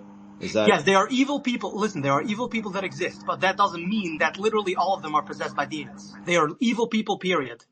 Evil people exist. That's all my point is just that not everybody that does evil is possessed by a demon. A lot of the people are just plain evil people that either were not brought up right, or, they need to be punished appropriately. As such, are some are pedophiles, some are rapists, some are murderers. They need to be punished, but that doesn't mean that they're all possessed by demons. They're just evil, Well, bad people. let me ask you this. Go ahead. Don't you have to let demons in using your free will, though? Not necessarily. I do not believe that, as there is no proof for only that being the case. As there was this one woman that Jesus had to exorcise the demon out of her and sent it over to a flock of sheep. That I don't think that the New Testament makes any point of the demons, that demon asking for permission of the woman. Hey, can I enter you? It seems as though the demon didn't ask; it just did what it had to do. Because in a way, demons do also have freedom of will. They have some amount of intellect. They do understand concepts of living. They understand that they are alive. They understand that they have these powers, but nonetheless, they not necessarily have to ask your permission. Maybe some can tell you, hey, I can give you riches. I just need to control your body and I can give you all the riches, all the glory, fame, love, and respect that you want. You just need to, let's do a deal with the devil. I guess there are some demons that definitely have that power. But do they have to ask you? No, I don't believe that to be the case. So what if they take control of your body by tricking you into giving them consent to, but you don't realize you're giving them consent to do so? You know and what I how mean? would they? So how would they do that? I don't know. Like they ask you a question, or they ask you to consent to something you don't fully understand, and then next thing you know, you're taken over. I mean, I don't know. I'm not a demonologist, man, but everything that I've read kind of states that they can't just take you over. You have to be in a weakened state, and then you have to, I guess, consent to them taking over your body. That's, my understanding of it. If you're covered by the blood of Jesus, you got nothing to worry about. Ain't no demon getting in me. Ain't no demon getting next to me. They can stay over there. They don't have permission. Okay. So being oh, well, a demon has to ask your permission to get into your body. Well, if you're drinking, if you're doing things that would open that gateway, yeah, they can go right into you. But if you're covered in the blood of Jesus, ain't no demon getting inside of you. So maybe you need to find Jesus. Here's a good answer to your question. I guess that the best way of explaining it would be that a demon needs to find a low quality human being, and that means morally speaking, that human being is already seeped in either all kinds of profanity, degeneracy, so on and so forth. That is how they access. If you're dealing with a high quality human being, morally speaking, somebody who fears God, the demon will have no influence. He may try to, but he will fail every single time because that person is too moral and too holy for a demon to enter. If we're dealing with somebody who is either pagan or idol worshiper or a degenerate person, then that person definitely could be possessed by a demon, willingly or unwillingly. So I guess that is the best way of answering that question. Does that give you is that a fair answer? Yeah, I'm tracking, man. I appreciate it. Well, that's great. We're happy to have. If there anybody else up here who wants to ask some questions on demons or of that sort, I'm willing to give you a Jewish perspective, a Christian perspective. Well, real quick, I do have one other Yes, question. go ahead. Because you're really well versed in this. So Adam and Eve had two sons, right? Right. Cain Yes. and Abel. And so Adam Actually, and Eve they had three. Two. Seth. Don't forget about Seth. All right. Well, whatever. They're all male. That's the point. So, Chris, how could you forget about Seth? I mean, honestly, he's so offended. So if Adam and Eve were the first two and had all three male sons,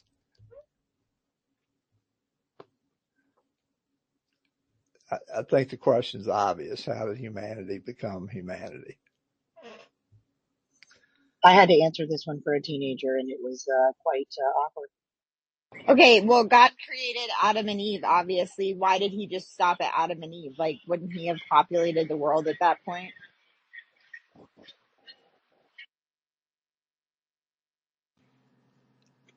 Well, damn.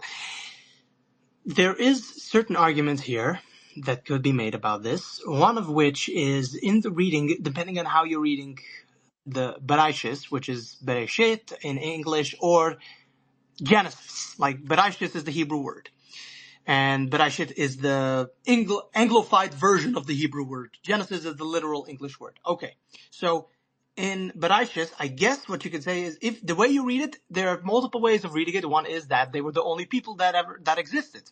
That is one way of reading it. And then there's another way of reading it, saying that God created more people, but they were the first. Then God created more people and cast them into the world where those people already existed. God sent them down and sent them down because of original sin. So it's not that they are the only ones, it's that there were also people afterward that were not necessarily the children of Adam and Eve. There's a way of reading it. I don't remember exactly how you read into it. Because I don't remember the exact words. But there is like an argument to be made that is what's going on there. I'm not saying that is what's going on. I'm saying that is one argument that could be considered. And the other one could be that maybe God, again, maybe this is just not necessary to the story, that God created more partners for them in order to procreate. Because we had a whole bunch of people in the world, and then we got to Noah, and then that kind of got scrunched down again. So maybe God created more people. I mean, it doesn't seem that these things don't seem to be necessary for the story to answer. That's what it seems to be the case. Listen, I'm sure that I'm giving you a quick answer that I haven't really looked into that much. I'm not trying to be difficult. I know. Listen, you ask the question, I answered. That's the best of my ability how I answer the question. If I really wanted to, I could just sit down right now, open up a Hebrew Bible, and start reading, and then start to explain the things. I'm just giving you, quick off the top of my head, a way of giving you a quick, maybe even an insufficient answer, but nonetheless, an answer nonetheless. All right. I know, Joseph, I know you want to talk. Raise your hand. I will allow you to talk. First, I want to go to interlocutor because they had their hand up. Pick up your hand, and I will let you say your piece. Hi, I wanted to respond to the gentleman. It's my understanding that not everything that occurred is listed in the Bible. And in certain cases, only certain people, certain offspring were mentioned, and certain people who were created or who existed were mentioned, because not everything and everyone can be included. So there were other unrelated people existing, but the Bible listed 3 people in particular because they had an important role to play in what God decided needed to be put in the Bible. So it's important to read the Bible, exactly what it says, but then also understand context. It does say in the Word that not everything is written. It's not possible that everything is written. But there are other, I'm not going to say writings, there's other evidence for circumstances that don't seem obvious upon the first read.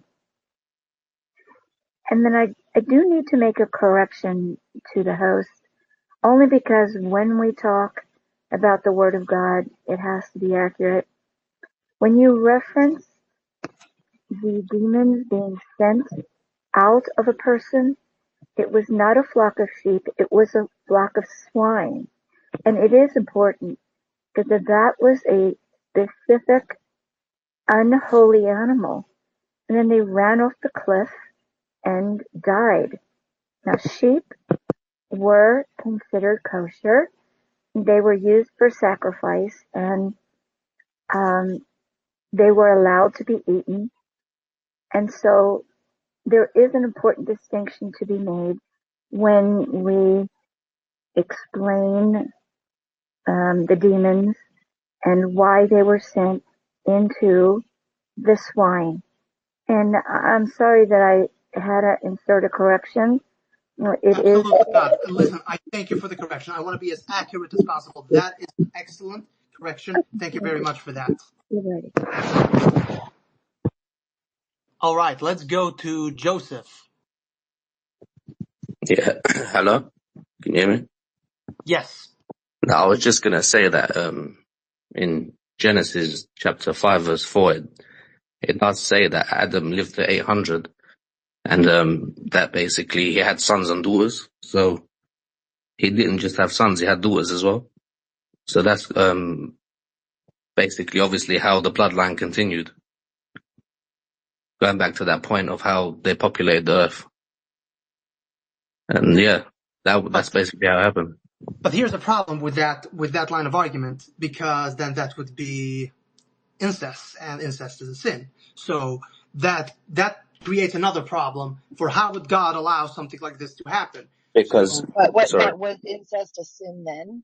it doesn't really matter. Does it really make any sense for God to think that, okay, now it's going to be a sin, later it's not going to be a sin? It doesn't really matter. The point is, God is it's, going to make a world where suddenly incest isn't a sin. It just doesn't really compute. So there has to be an alternative. I don't really know the exact alternative, but there is definitely an alternative, maybe which the Bible doesn't. It says that it's not really important. The point is, that is not the point. We're trying to make points on either human nature or telling stories on important lessons.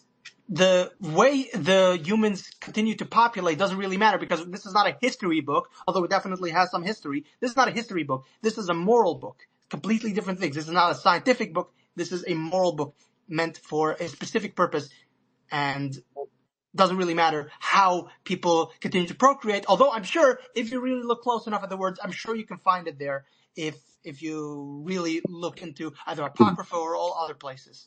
Yeah, but you got to also remember that at that time it was quite fresh that they got thrown out of the Garden of Eden.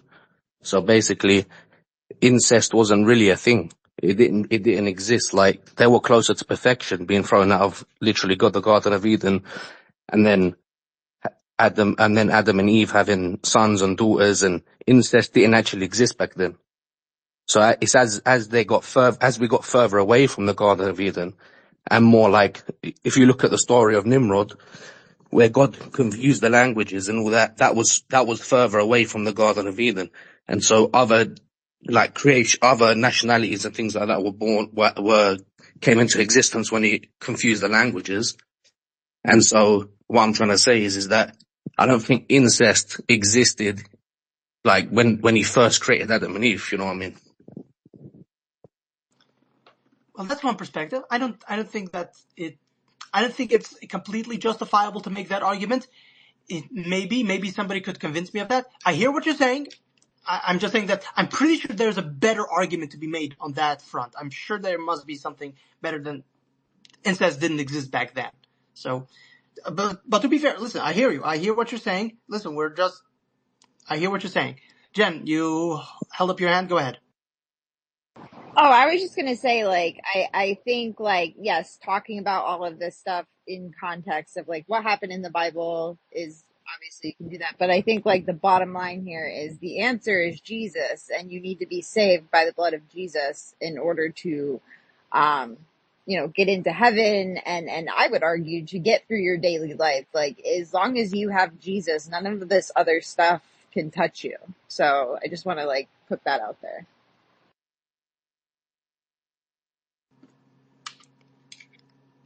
Well, I know you don't believe that, Aaron, but I'm just saying. oh no, listen. When you say Jesus, I want to make this very clear. When you say Jesus, me as a Jew, of course, I don't believe in that per se, but I do believe in the concept of. You say believe in Jesus, that is God. What I would translate to, you just need to believe in God.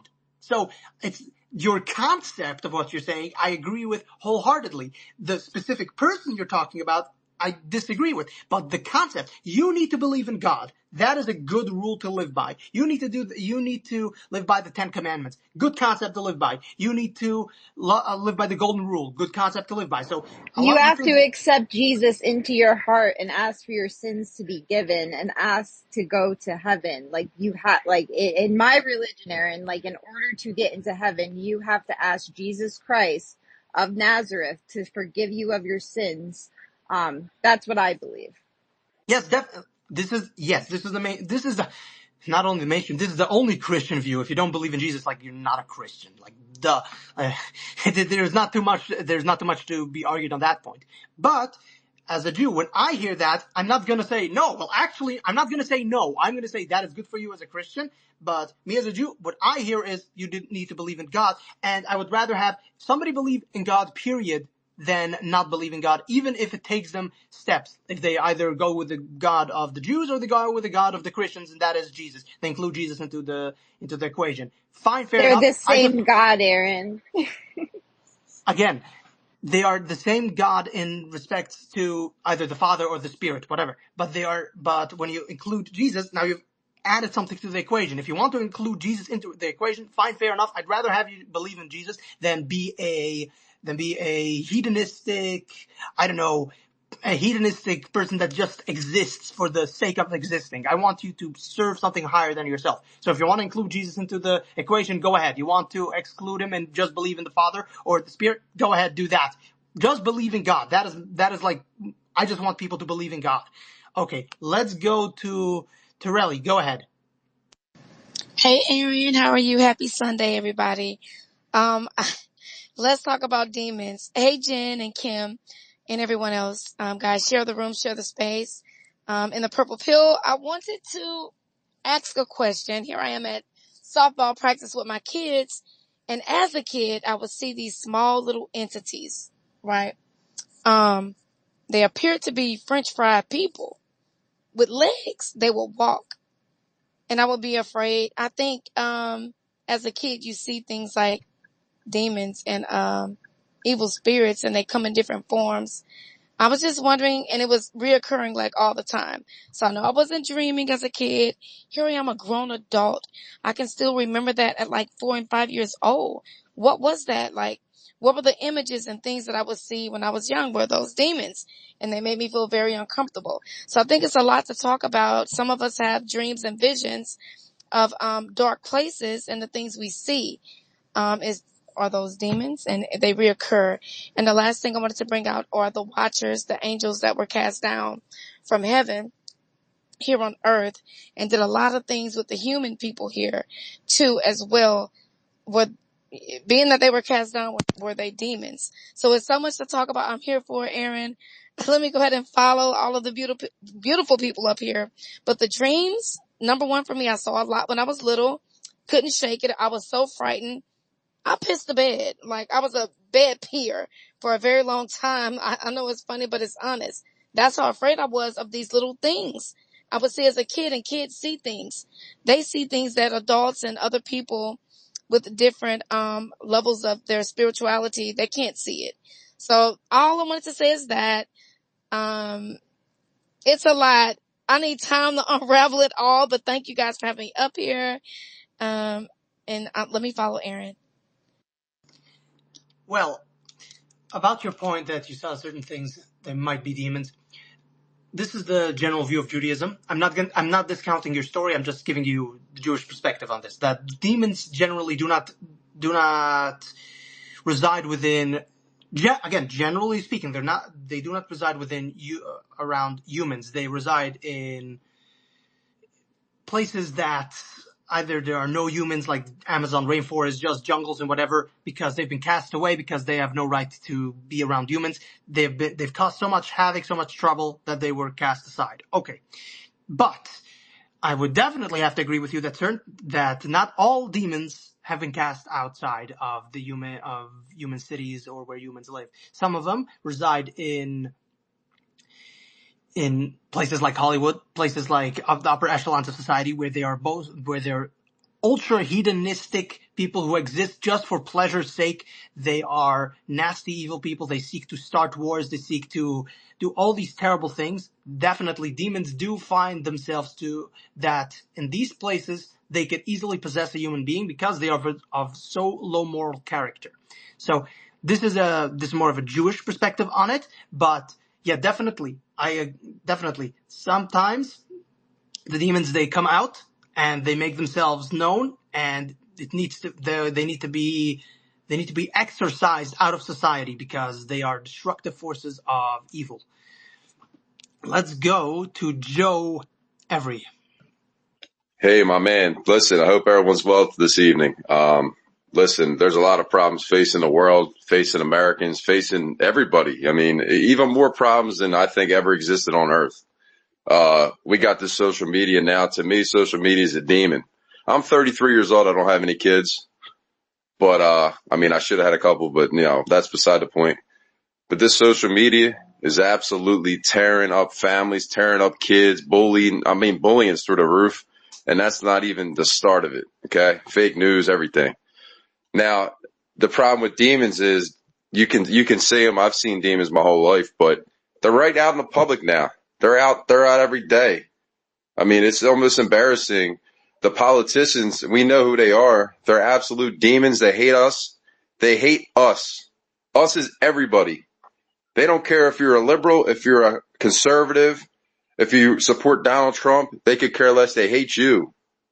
And that's the bottom line. Now, there's a reason why they call him the Antichrist. The liberals call him the Antichrist. I'm not to get into politics, but that's why they call Donald Trump the Antichrist, because they hate the guy, because he's messing up everything that they had going for him for the last 40 years.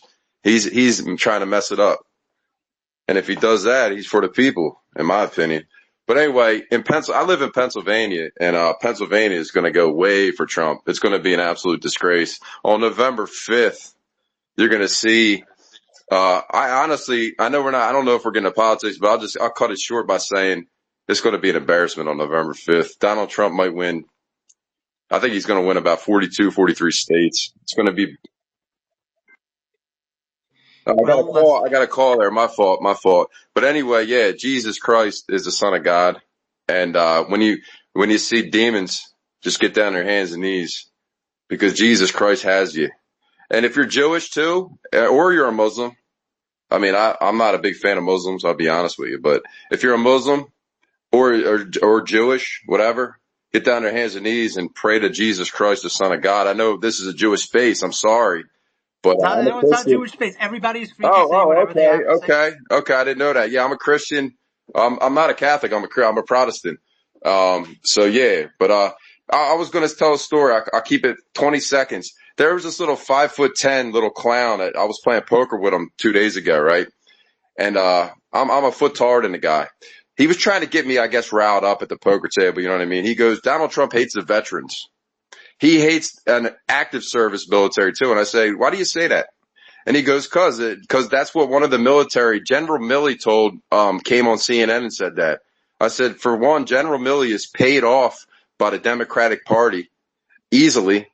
Ask 99% of the military and the veterans who they're voting for. They'll tell you right away, Donald Trump. So the guy, and he didn't want to even reply to this. This is the problem we have, that the media is these people will never wake up, certain people. But yeah, thanks for having me on, man. I hope everyone's doing well, tonight and today and everything, because this world is getting out of control. And keep your mental capacities with you, because we need it. So thanks, man. We definitely do need a Trump victory, because only then we can also not only start with the draining of the swamp. The swamp is also.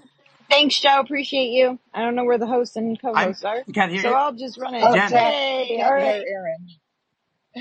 Oh, never mind. I'll drop down. Yeah. Bye. So the start of this, after Trump wins, we're gonna start with the draining of the swamp, and that also includes spiritually. We need to drain the swamp of these degenerate heathens who are trying to do all the destructive things against normal I'm people, going to drop against down as children. listener. I'm going to drop down as listener. Let somebody come up. Yes. We got a lot of great people in this space. So thanks, man. Absolutely. Appreciate you. Yeah, we have a I'm lot. going to follow you Yes, we have too, a by lot the of. way. Great space. Awesome. Okay, I want to, before I go to the hand, somebody asked here a question. Tony asked a question. Wait a minute, no. Who asked the question here? Not Tony, somebody else here. Somebody asked the question, how do Jews now, since the destruction of the temple, how do Jews pray or serve God? Well, very simple, by prayer. And this also goes into a question that, how does that even work out? It's a very simple equation. For the vast majority of Jewish history, the Jews did not have a temple. And that goes back to the first destruction of the first temple. Jews did also not have a temple neither in Babylon, Persia, or otherwise. So, after the destruction of the first temple, what did Jews do? Well, they prayed. They stick to the oral and written Torah. They prayed a lot. That is how they served God. So one of the ways of asking for forgiveness is on Yom Kippur, when you ask for forgiveness of God for all your sins. So it's not too hard to understand. Jews do not have a temple nowadays, but we do pray to God. That is basically how we ask for forgiveness. And yeah, that's more or less on that. Okay, so I'm going to have to decide on who I'm going to allow. Okay, let's go. Adam, I know that I think you were first. I'm not sure, but I'm going to go to you after. Okay, I want to go to, because, we talk a lot. I want to hear from new perspectives, from new people. Okay, so Cosmic Johnson, go ahead. Yeah, guys. So basically, I wanted to give a more definition of what demon is from an Islamic perspective. So we call demons the jinns. I guess Western people, they call them like genies, and we say that they live with us. They live among us, but they live in another dimension of reality. So if you consider to be our reality to be one TV station, then the demons or the jinns live on another TV station. So they live in the same space, but on a different frequency. And all these jinns, what they do is, many of them are just like human beings, as in they have their own consciousness and their own free will. And some of them, though, decide to, communicate with human beings, and what it do is they whisper to us, basically. So every time we have bad thoughts, part of that isn't just down to the fact that you're having a bad thought or an evil thought, or if you're jealous, or if you have some kind of negative thought, like say if your friend says to you, "Oh, my girlfriend has just got a really amazing job and now she's now earning $100,000." Some people may get a little bit jealous of that. So what we say is that part of that jealousy comes from a demon whispering to you, trying to make you have evil thoughts, and then trying to make you ultimately do something evil, basically, like, I don't know, jeopardize her new job or something like that. So yeah, we believe that demons do exist, and they are with us all the time. and they're just, the only reason why we can't see them is because they are on another frequency level, just like, again, another TV station. So we are, say, channel CNN, and then they would be on channel CBNC, for example. Hope that makes sense. Okay, thank you for listening. That is definitely an interesting perspective. I didn't think of it that way. That is interesting. My understanding of it was that demons are more spiritual than physical, and that's why they need something that contains them. Otherwise, their spirit starts leaking out. So they need something that contains them. And humans are more physical than spiritual. We have a soul, but the soul is something that in part does control us because we are our soul, but also we are the body. The body is also a very important part of the aspect. So we're more or less more of a body than a soul, only except when we die, the soul is the one that gets judged, not the body, but nonetheless. You're saying something pretty similar to what I'm saying, but not exactly. And I think that your perspective is very interesting on that part. Let's see here. Who do I want to go next to? Okay, first, before I go next to, I just want to. Sorry, Tony here said a comment. The Jews worship Satan. That is their god.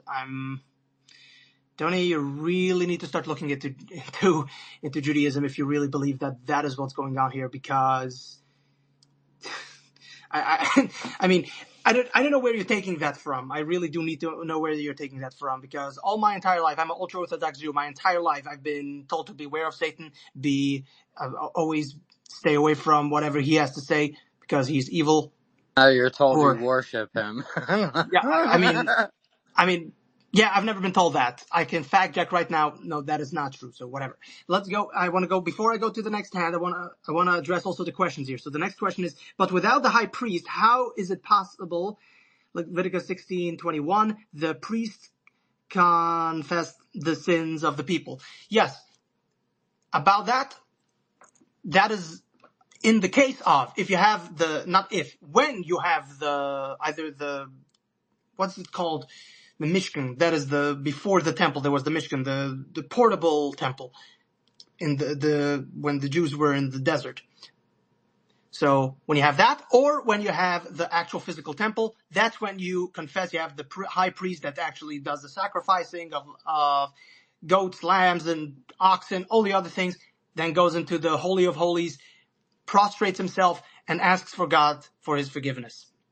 That is how it was done in the days of the temple. Since there is no temple, there is no way of doing so. Furthermore, there is a prohibition on Jews actually doing sacrifices, because now it would be akin to idol worship. You cannot sacrifice, not even to God, because you do not have the necessary mental mind or tools in order to sacrifice anything to God, because there is no temple. You have to be in a completely different state of being. It's not just, we're going to sacrifice a lamb to God, and this is going to signify the forgiving of my sins. You can't just do that. That needs, the tabernacle interlocutor posted you. Thank you for that. So you cannot just sacrifice anything to God and be like, okay, well, I sacrifice to God. I'm like the high priest. No, you can't do that. You have to have the temple. It has to be done in a structured, orderly way. And there has been a prohibition of that ever since, I think even in the first temple, there was a prohibition put on that, because the upper tribes, that is the 10 tribes, you had Judah, and then you had the 10 tribes on upper Israel. They started worshiping by making their own places of killing the animal, of sacrificing, and then they started worshiping idols, because that's how powerful this is. The moment you start to sacrifice animals, that's when you could get into idol worship real fast, real quick, and it's very dangerous. So what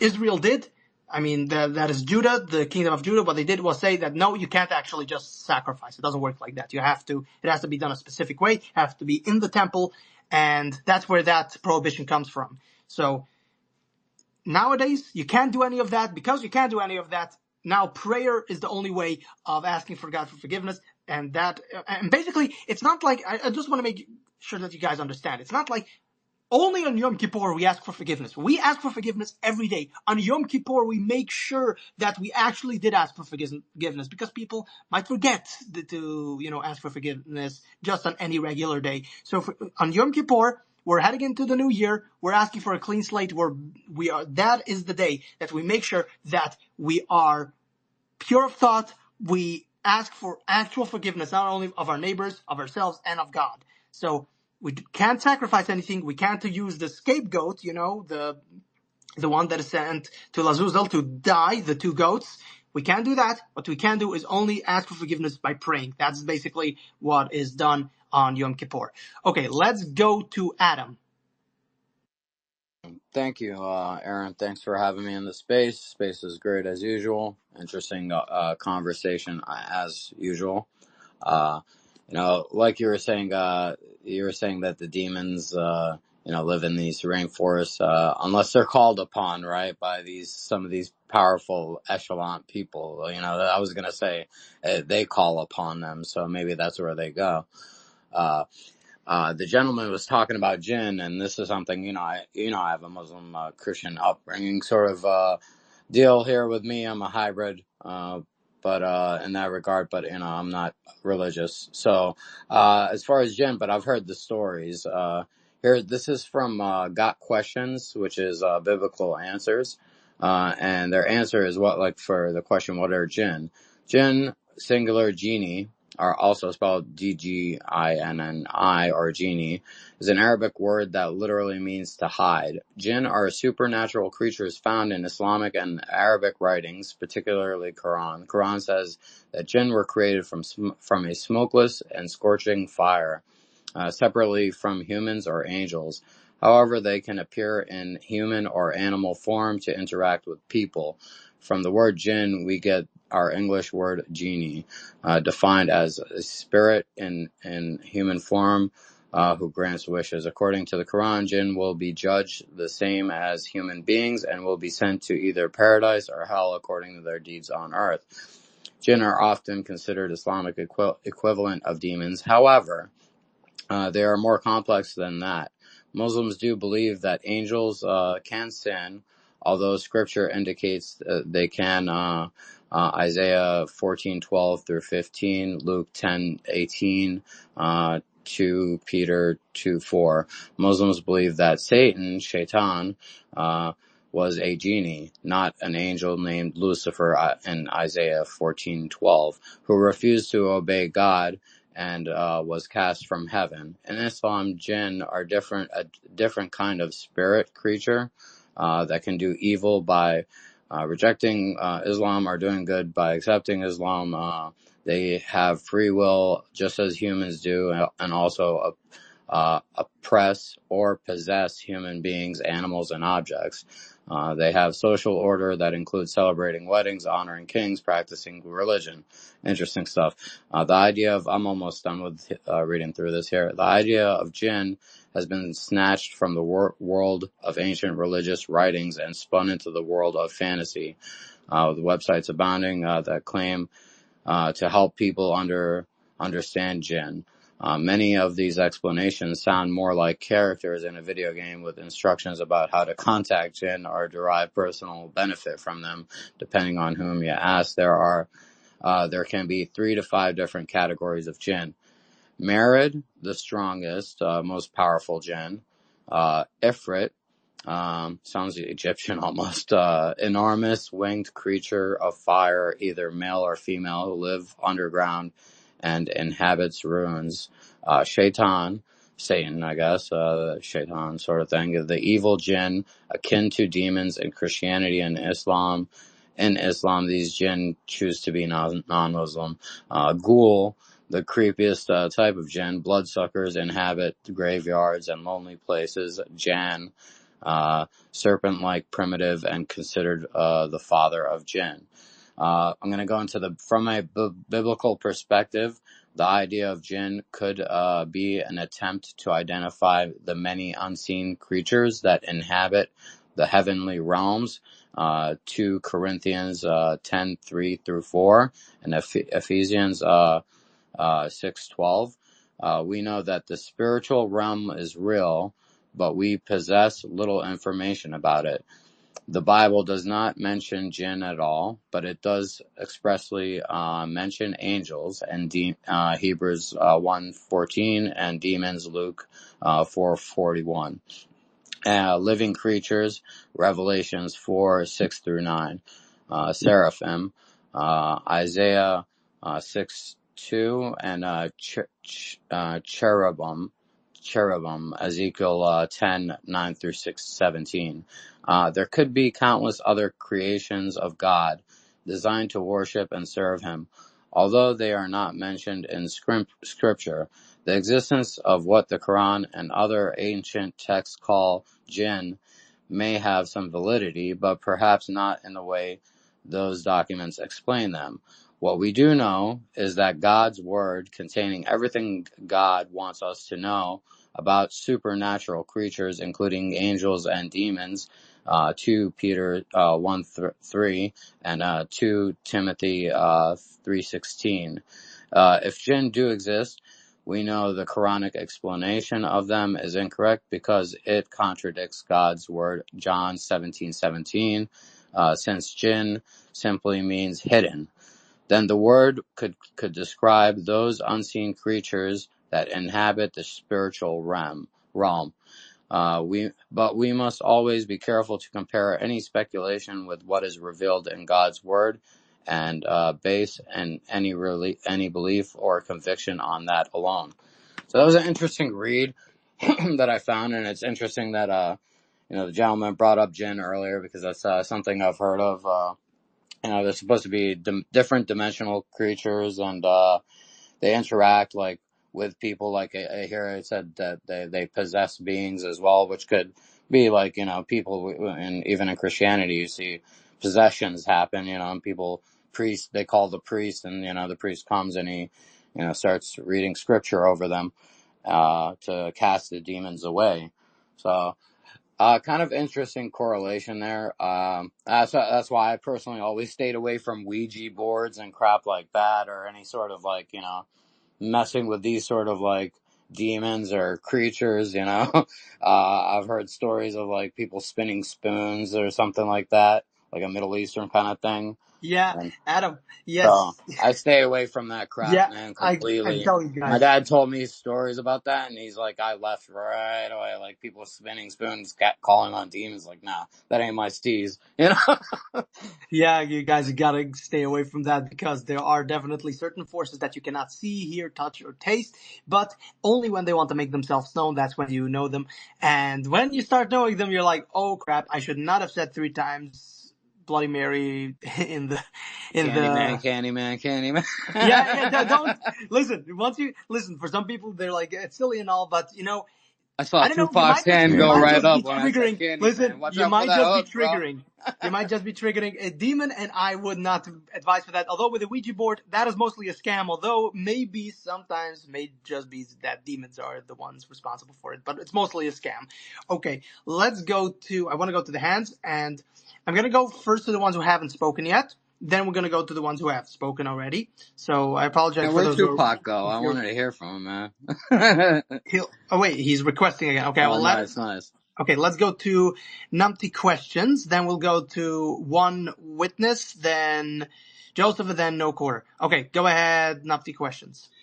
Hey guys, I just wanted to say thanks. I'm new to these spaces. I think what you guys got going on is excellent. Just open conversation all the time. Doesn't seem to be any restrictions, and everybody's pretty open. I want to say that this is a super awesome experience to be involved in. Um, I just kind of wanted to echo what Joe was saying earlier, that it's it's all of us they want. It's not, you know, it's just disturbing. I hate talking about this sometimes. Um, but not to get too deep into it, my real question is to you guys is, what's the main thing? What's the first thing that has to happen in order for us to move forward in this spiritual or religious space? What is holding us back? And what are the things like, and it could be a thing per religion, you know, like for us, I just say, because I'm in America or whatever, but for Christians, it could be the Vatican. Is the Vatican what's holding us back? Because they're a bunch of fucking scumbags and they won't tell us what's in the vault, so we don't know really what's going on.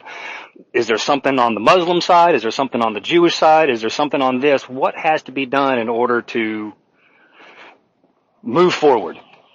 So, and kind of to your point, get rid of the demons, move all of this shit out of the way so we can get better. Thank you for And everything. You real, guys are awesome. Love you. that's an awesome question. Thank you for asking that question.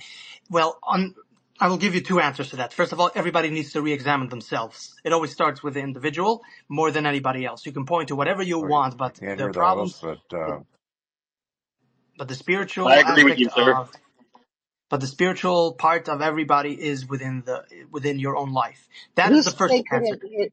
Who said they couldn't hear the host? So we can drop him down. I think. that was me, Kimberly. Okay, let me drop you down and I'll bring you right back. All right. And the next answer to that is degeneracy and hedonism. That is one of the core problems that I see that proliferates within the society. Degeneracy is talking about sexual degeneracy, and that is cutting off children's genitals. That is just plain old. Porn needs to be eradicated completely out of civil society and out of the society as a whole. Completely. The porn peddlers need to be punished. I don't care. I don't care whoever thinks that. No, it's a certain type of liberty. You need to be able to. No, you don't. No, you freaking don't. Find yourself a woman and have sex with a woman. Stop with this disgusting degeneracy. So, the hedonistic degeneracy, I see that as being one of the worst things to be happening right now. And then these are the two answers. Hedonistic degeneracy, that is as a whole, of the whole society. That is big picture stuff. Small picture is everybody for themselves. They need to be able to live by the golden rule. Forgive yourself, forgive everybody else. You are nothing. You're an absolute speck of dust in the cosmos. You're nothing. Stop thinking of yourself as being so highly. You need God. You need God immediately, right now. You need Him yesterday. So, whoever did you Porn wrong, is just a symptom, right? Porn is a symptom of a. it's not only a symptom. It is a cause. It is not only a symptom. It's more than it. It's That's a chicken and cycle. How egg. about this? It's a cycle. Chicken and egg. One causes the other. It's a complete cycle, and it needs to stop immediately. So, big picture and the degeneracy and the heathenism. Live for God. Serve God in the immediate. Right now, for you yourself, live by the golden rule. Love your neighbor as thyself, and you just live for God. You serve for God, even if your neighbor isn't serving God. Big picture, you get your neighbor to. Small picture, you yourself do it. I think that's the fastest way of putting it down. All right, let's go to Thank you, sir. one witness. Excellent. Let's go to one Aaron, witness. real quick, can I plug something? I'm gonna be doing a space. I'm planning on doing. Okay, do it quick. Okay, I'll do it quick. I'll be doing like this is outside of American Mission. This is on my own. Like I'm gonna be doing like a nighttime, like possibly weekly conspiracy kind of space. I'm gonna be covering. I'm gonna be playing Bill Cooper's Mystery Babylon, The Hour of the Time. I'll be doing that like once a week. I'll do like one episode. He goes through the dawn of man, son of God, Egyptian magic, Osiris and Isis. He goes through the New World Order and Freemasonry, Eugenism. He goes through the Rosicrucians. He goes through the Hashashins, the assassins, from Persia, Gnosticism, all sorts of topics, sun worship, Lucifer worship, all these sort of occult people that I believe we are dealing with, whether you're Christian, Muslim, or just a believer of God and Jesus. You know, there are evil people in this world, and I think these are the forces that want a one world religion. I like a little variety personally, but I don't like people at each other's necks over their differences and beliefs. If you believe in God, that's good for me. If you believe in Jesus, I love that too, because that's how I've personally accepted it in my life, that, we do sin, and, having, a person that gave their life, for our sin and went through a lot of suffering for our sin as a son of God, in my personal opinion, makes sense to me, and it rings true to my heart. But yeah, I think regardless, we're all children of Abraham, and, as long as, I think if you're godly and holy and, you know, believe in the 10 Commandments, live by them, and do no ill will to others. Adam, wrap it up. Yeah, oh, geez. Come on, man. All right, fine. I was wrapping it up, but yeah. I think, yeah, that's pretty much it. Thanks, Aaron. Yes, if you like conspiracy theories, you should definitely listen to Adam's space. Okay, let's go. One witness. Go ahead. History, conspiracy history.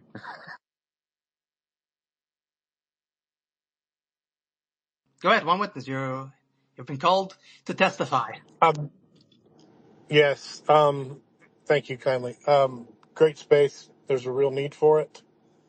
I wanted to say that some of the best testimony regarding understanding the spiritual realm is found in the Enochic writings.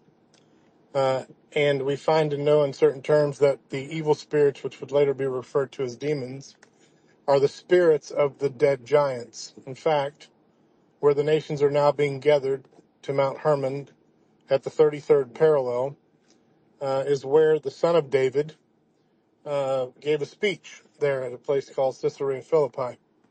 And he said in no uncertain terms that the gates of Sheol would not prevail, indeed the grave, which included with it the binding place of the fallen angels, or the messengers, the lower tier of them, called the Watchers. In fact, one of them was named Azazel. That's where the later basis for the scapegoat in Judaism came from, and in that order, I might add. And that being was bound in the heart of the earth under rocks and whatnot for a time that would be yet future from Enoch's time. This is alluded to, albeit in the parenthetical, abridged, and heavily redacted creation account that is in most of our canonical sources. It's also good to know that Genesis 1 and 2 are not chronological, but rather are parenthetical. And so now that we have better information which fill in the gaps found in the Dead Sea Scrolls and things of that nature, we can understand the spirit realm a little bit more clearly. Now, again, succinctly, when the Watchers descended to Mount Hermon and saw that the daughters of men were fair, they produced the Nephilah, which in the Aramaic is the giants or mongrels or monsters. And that when those beings passed, the byproduct, that is, of this unholy union, the spirits that were within the giants themselves, because they were neither wholly earthly nor wholly heavenly, they would be wandering spirits, and it states that they would be called evil spirits upon the earth. That is a demon. And not to be confused with a fallen angel. For instance, the ones that are in the upper tier, in what Enoch described as the fifth heaven, which is the planetary realm. And even in the good writings in the book of Jude prior to Revelation, we have the erratic teachers of the day compared to wandering stars. That's the reference to the planets, for whom darkness is reserved forever. And that is, of course, playing on the good testimony of Enoch as it states in the book itself. But I did want to say that as it pertains to the son of David, some of the best writings that will clear up the fog of Judaism, Islam, and Christianity as it pertains to a Messiah, as it pertains to a high priest now functioning, having been seated at the right hand of power. We find that in the Dead Sea Scrolls, which were and indeed are preserved quite well as it pertains to this eternal order of Melchizedek, and that prior to the order of Aaron, indeed the former being greater than the latter. So if you all will recall, perhaps, in the book of Jubilees, Isaac he laid his hand, his left hand, if you will, on Jacob's son, who was, of course, Judah. But before that, he did that for the kingship. But before that, he laid his right hand on Levi, for a priesthood. And so those offices find themselves in one new man, raised up according to the eternal covenant of peace, and indeed seated at the right hand of power. So knowing that Christian myth and mythos within Islam certainly, and far worse, have confused the issue to some degree. We do have the good testimony in the Dead Sea Scrolls, which bring us granular clarity regarding the matter. But I wanted to say thank you, Aaron, for being willing to talk about these topics. The realms are merging. We even find in Second Esdras that alongside the good words of the son of David, whereas we will see wars and rumors of wars, famines and plagues and diseases and nation arising against nation, it adds the phrase realm against realm. Very, very important there, because the realms are indeed merging. That is, the sons of darkness on earth allied with the forces of Belial or Belial, later referred to as Satan and his messengers in Christian tradition, to indeed remove the name of Zion, remove the name of Israel, that it be remembered no more. And indeed with one mind, a hive mind, even as locusts having no leader, yet traveling in swarms and devouring much, they do scurry this very day to remove the thing that the Father indeed has established, in that according to an eternal covenant, like he did in and through David and in and through Levi, with an eternal priesthood and an eternal king, like that of the sun and the moon and the stars, even the covenant he made with day and night. Indeed, heaven and earth do testify this very day, as the nations are being gathered to Mount Hermon, the 33rd parallel, where they will indeed be crushed. And that is the place where that man gave the speech at the base of Mount Hermon, stating in no uncertain that the terms that the forces of darkness would not prevail. Now, the 33rd parallel runs through Roswell, New Mexico, too.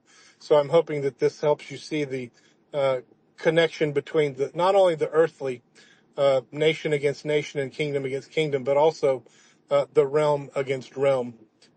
So when we see the heavens shake and the earth shake, we don't have to be afraid. The Father sends us prophets to clear up the confusion that is often sown into religious discourse in the form of Judaism, Christianity, and Islam, each of which have some elements of truth. But the further away you get away from the root, that is the beginning, when our Father in heaven established that which is good, the more convoluted and confused things go and get. I did want to say thank you in closing to Adam for that brief parenthetical pause at the end, where you rightly discerned that Islamic eschatology, as it pertains to demonology, was and in fact is deep deception. Anyway, keep your eyes on the Golan Heights, and it will be lighting up, to be clear. The realms will merge shortly thereafter, and men's hearts will fail them for what is coming upon the earth, to be sure. Bless you all this day. Let not your heart be troubled. Well, thank you for that. That was a good speech. I like that. That is interesting. Highly entertaining. That's good. I like it. Thank you. Okay, let's go to Game of Thrones, because I know I told that I'm going to go to Joseph and no quarter, but I always go to first who hasn't spoken Sorry, yet. I cannot So even I'm hear going her. to Game of Thrones. Can you hear me? Can Game of Thrones hear me? I know Game of Thrones has been having trouble. Game of Thrones. Okay. I'm gonna kick him off, bring him back on. I hope this time it works. I know he's been kicked off and brought back on multiple times, but I don't know. There must be some kind of glitch, either from his side or the space. I don't think it's the space. The space has been pretty consistent, but let's see. I'm bringing him back on right now. Add him on as a speaker. Okay, Game of Thrones. Can you hear me now? It doesn't seem. Game of Thrones. Can you hear me? It doesn't seem like he will be able to hear me. Okay, go ahead, Joseph Locks. Yeah, I just wanted to talk about a point earlier when we was talking about the sacrifices in the temple, and basically what I gathered from what you was talking about is how I see it is that the sacrifices that went on when they were sacrificing an animal to atone for the sins, it was only, I believe personally that it was only ever meant to be a temporary sacrifice for the sins of the nation of Israel. I think, God was trying to show them that there has to be something greater, because, you can't forever sacrifice animals. You're always going to sin, no matter what. You're always going to do some sort of sin. And so you can't constantly sacrifice animals. You'd have to be there sacrificing them forever to atone for the sins. And so I think God was trying to show the nation of Israel that there has to be something greater that has to come. And that's why it says in Isaiah 53, Isaiah prophesied about it, where he says that by the wounds, by his hands he was pierced, and by his wounds, because of the transgressions of many, we are healed. And that is, he's prophesying about Christ right there when he's saying that. And that's because Christ had to be that ultimate sacrifice. And that's what God was trying to show the nation of Israel, that you're going to always be there sacrificing an animal. And that's why Christ in 70 AD, when the second temple fell, Christ prophesied that temple would fall. He said that, he made that prophecy. And also even the third temple, if you read the book of Daniel chapter 9, there's a prophecy in Daniel chapter 9 where, I believe it's 27, don't quote me on it, you can have a look, but it says that the temple will come again, even the third temple, and that in the middle of the sacrifices will start, but in the middle of the week, they will also stop again. And so the sacrifice is going to start again when the third temple is built, but they're also going to stop because God's trying to show his people that, it's not a building where you know, when you go into a temple and you don't bring the temple doesn't house God. It's you bring the spirit to the building, you know. And what I'm trying to say is that it doesn't matter what you do. There's no version of a sacrifice that's going to atone for your sins. It has to be something more powerful. And so that's why the blood of Christ is when it's washed over us spiritually, that's why that sacrifice is ultimate. And that's why it says that Christ said, out of the Father I came and into the world. And if you read Philippians chapter 2 verse 5, it says that prior to him, a lot of people think that Christ was the Son of God. He was the Son of God because he took the role of the Son. But prior to that, he was actually God in heaven, as the same as the two separate identities, but one. He says that, what's the verse? I think it's either Hebrews 1:8 or it's Philippians 2:5, where he says that though he was in the exact nature of God, he didn't consider his equality to God something to be used to his own advantage. You know, he was in the exact same nature of God. And this has been prophesied from the beginning. Isaiah prophesied it in Genesis chapter 18. Christ ate with Abraham. If you read it, he's actually there physically in form. But in one of the verses of John, it says no one has seen the Father at any time. So it had to be Christ eating with Abraham. David talks about his king when he's talking about Christ, talking about the Messiah. And so there's a big, you know, Christ has been throughout the entire Old Testament. Christ, if you actually read, he's actually moving throughout the Old Testament. The nation of Israel is being formed, and then Isaiah is prophesied in that this guy will come and for the transgressions of many, by his hands it will be pierced, and by his wounds we will be healed. And all the way up until the time that Christ comes and he's actually crucified, it's all a leading prophecy prophesied through the Old Testament, leading up to the New Testament, leading up to when Christ actually comes. And so what I'm saying is even in the prophecies in the book of Revelation, everything revolves around Christ, in my personal opinion from reading. And it's not that it takes anything away from the Father, because when Christ came to earth and took the role as the Son, he only ever spoke about the Father. He didn't want to give any recognition to himself. So it's not taking anything away from the Father, because they're one. That's why he said, if you've seen me, you've seen the Father, you know. And so that's really what I wanted to say on the topic of, you know, sacrificing of animals. You know, God just wanted to show his creation. He wanted to show the Jewish people, the Hebrew people, that you will never be able to please me through doing what's right, because you're always going to sin. And that's not just for the Jews, it's for everyone. It has to be something greater. And then talking on the topic of demons, if you don't mind me switching it again, because I wanted to say something back then, but I couldn't. On the topic of demons, I think we give too much credit to the devil. What I mean by that is, you know, we're not in a Job situation where the devil's particularly turned around to God and said, you see this guy Job, if I pick on him, I reckon he'll turn around and say to you that he'll curse you to your face. I don't think the devil's doing that with all of us. I know there's a scripture that says that he does go before God and that he talks to God and says, look at these people, but I don't believe he's doing that with everyone. So what I mean by that is I think we give too much credit to the devil. I think most of the things that we do, sins that we do, it comes from the desire of our heart, and it's because what Christ said, that he said that your eyes are the lamp of your body, and if the lamp of your body is not, if the light of your body is not healthy, your whole body is going to be unclean, right? So if the lamp of your body is not healthy, the whole entire body cannot light. And so what Christ was trying to say is that your pleasures, what you see through your eyes, is you're storing all that in your mind, and all those pleasures and desires are coming. And when we're doing things wrong, we're blaming the devil. We're turning around to the devil and we're saying, "Oh, the demons must have tempted me. This must have happened to me." It's not. It's your own desires and pleasures that store in your heart that are causing you to do this, and that's because you're pushing yourself further away from God. So it's not that I don't believe there's demons. There's clearly demons in this world, but in order for a demon to truly enter you, you must be really dabbling into something dark, like truly, seriously dark, and asking for that to enter you. And so when you see people doing things that are evil, I don't necessarily give credit to the demons. I just believe that that's their evil nature and evil heart that wanted to do those things. For a demon to truly enter you, you need to be dabbling into true darkness. Like you're talking about possession of a demon now entering your body and possessing you. And then that takes away, well, was it you that did that? No, it was the demon. So I don't give credit to these things, I'm not saying the devil's not out there tempting people. He's clearly doing that. But I think humans tempt themselves.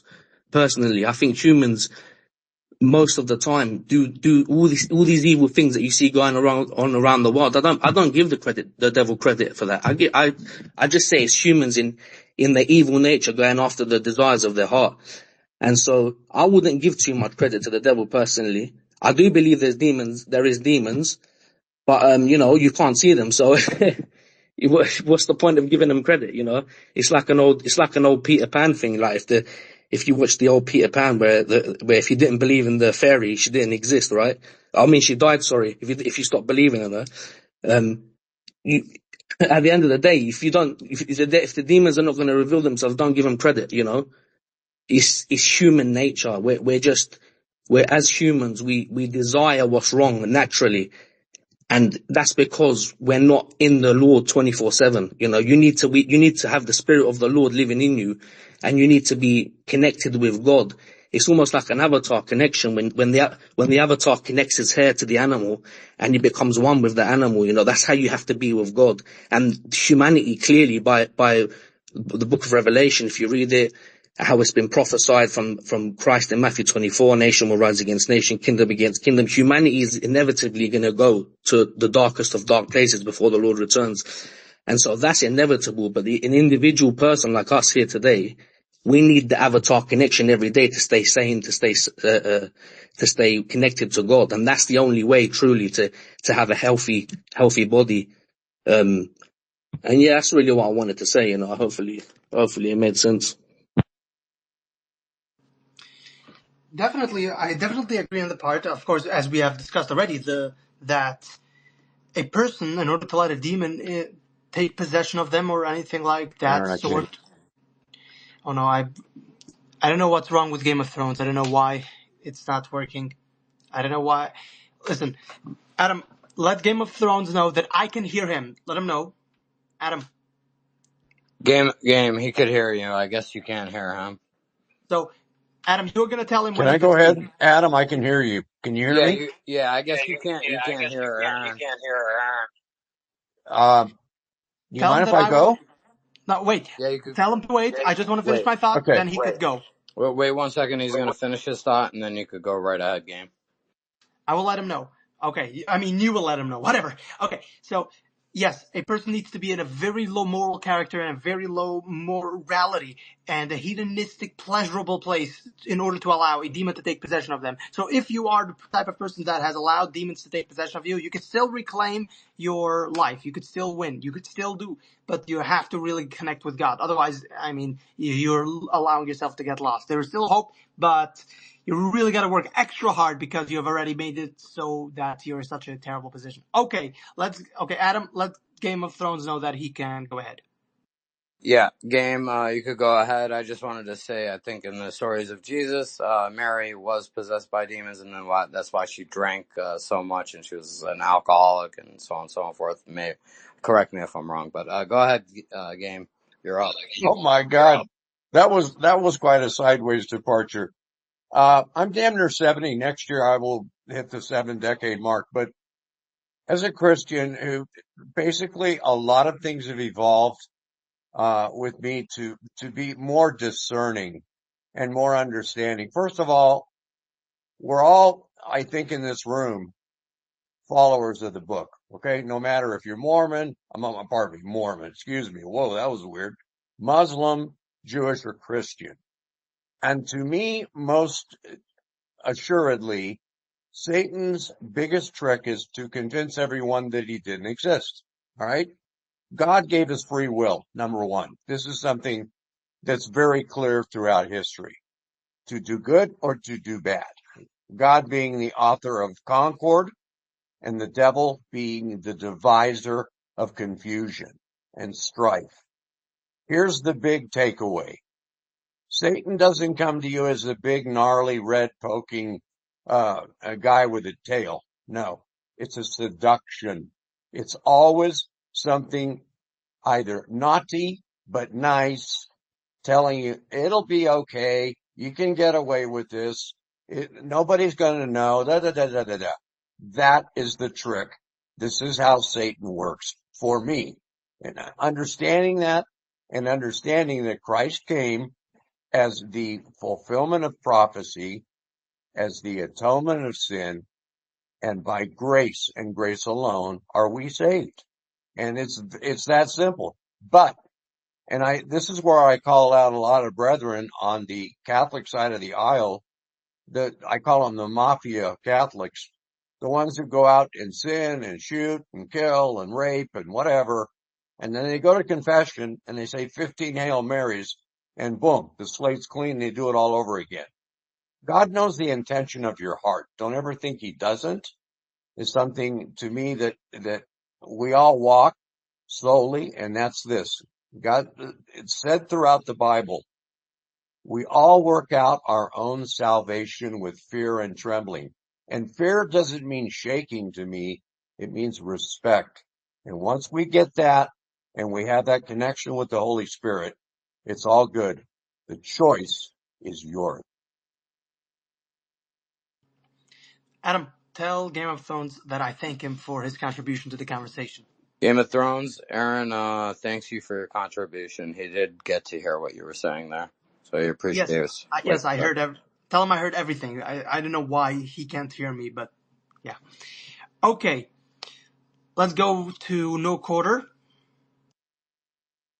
Man, this is good stuff. I wish I wasn't like preoccupied and I could participate more and contribute more. And I hate missing these type of conversations. But I just wanted to jump in because I think I always like to approach things, and I think this is where God can work with us the best, is when we approach him as children, as not so knowledgeable, but seeking more, you know, and I just wanted to, also add that we're in judgment. Let me just say this first. We're in judgment times right now. We're being judged. I believe that's exactly what's happening. In order to be sanctified and all of that, we have to go through, let's call it a sifting process, the separating the wheat from the chaff. That absolutely has to happen, which is what we feel is a struggle, or times of trials and tribulations, are exactly that. It's like a purification type of thing happening, the refiner's fire happening to every one of us. And it's going to happen to each one of us before we get to know Christ and accept him anyway. And that's the other.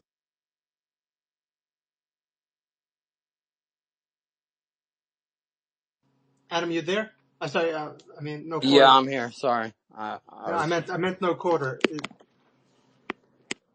Well, No Quarter cut out. When he comes back, he will be able to continue what he has to say. Let's go to Witness. We lost you there, No Quarter. But yeah, go ahead, Witness. Hey, guys, again, good space. I too have to step out. I was going to encourage you to do another one sometime along the same lines Yes, of discussion. absolutely. It's definitely needed. Listen, listen. All right, I think we've reached the end. Unless, let me see. No quarter, you're still there? Aaron, can you hear me? Aaron, can Yes, you I hear can. Witness? Yes, I can hear him. Okay, good.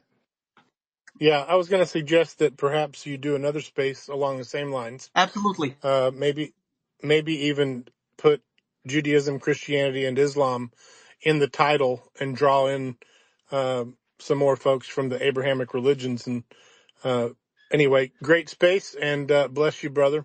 Thank you for being cordial and mature. I truly appreciate it. Sometimes these topics can get pretty charged, especially when one faction is accusing the other of being Satan a worshiper. So anyway, one time I was called a quote damn Jew, a Muslim terrorist, and also a hillbilly in the same 48 hours. So anyway, it's crazy nonsense. Bless you, That's brother. hilarious. Personally, I'm an ultra Orthodox Jew, and I've been called both a Nazi All and right, I'm back in the house. Can you hear all me, kinds of. Aaron? No, quarter, can you hear me? Yeah, I can hear you. Okay, good. So I want you to finish that thought. Go ahead. Okay. I'm not sure where it left off, but I'll start here because I think this is one of the most important things to understand is that we're in times of judgment. I believe. And, this purification, this refiner's fire, type of thing happening to where, and I know I'm jumping around here because I want to hurry up and let you go, but in order for, in order for the second coming to happen, let's just say, because I know everybody doesn't believe in that. There has to be some sort of, the wheat has to be separated from the chaff. We need to know who's real. God already knows, obviously, who's real and who's not, but we're all given an opportunity. We're in a time of judgment right now. And by our choices, it is going to determine, which direction we're going to go. So anyway, let me say, I like to approach these things as a child because, I'm not a scholar. I love the Lord. I want to point out to Aaron because what Witness said or was, what he was saying is that to have a balance in here, because if you're coming from the perspective of a Christian, we know no other way. Our belief is that we get through heaven through Christ, and there's no other way. So, I mean, I don't know how we have that conversation without having that understanding that that's where we come from, and it does not deviate. So I just thought I'll leave it there. I can't wait for the next space and to really contribute to that one, but thanks for the space. Appreciate it. Thank you. Absolutely. Yes, I'm very well aware. This is why I want to bridge the gap. The one thing that I want the Christians to understand about Judaism is that the rabbis of the time and Jesus did not have that far off of an agreement. They were actually in one thing, above all else, they were in agreement that the golden rule has been forsaken, completely, totally, and utterly. Jesus came down to say that the Pharisees are acting like hypocrites when they are not behaving in accordance to God's law, when they are not looking at their fellow Jewish brethren as they are supposed to. They hate each other, or as what was known as sinas chinam. It was hatred without a cause, just because. So, therefore, this needs to be taken completely in every conversation about Judaism and Christianity, that we need to love each other period. Point blank range, everything. We need to love each other. We cannot hate each other. We need to end these wars. All of this is just, it doesn't really matter. So, this is what the rabbis of the time and Jesus have an agreement on, that the Jews did not behave appropriately or properly. So, okay, I'm gonna go to this last hand because we're wrapping up now. So make it fast. I'm gonna finish with a final thought. Go ahead. Yeah, sorry, I gotta go as well, but I was gonna say I'm gonna add you, and I really like this space, and I was gonna also say to your point is that you're right. The Jews and the Christians should stick together. definitely, because I think, we're way more powerful together anyway than we would be separated 100%. And, if you look at other nations that stick together, we're actually quite divided. And if we stuck together more, there's a lot more we can accomplish. Just because the passages of the scripture prophesy a terrible ending, not for us, but it doesn't mean that we give up. We should stay strong and still strive to achieve greatness and do what's right and stick together and uphold the rightful law of what is good under the law of God. And as long as we're in the world doing that, fighting against evil and sticking together, we can accomplish a lot. So definitely the Jews and the Christians should unite 100%. And thank you for this today. Well, I'm willing to make an alliance with the Christians. We need to make an alliance with the Christians and everybody else that believes in God and fear Him.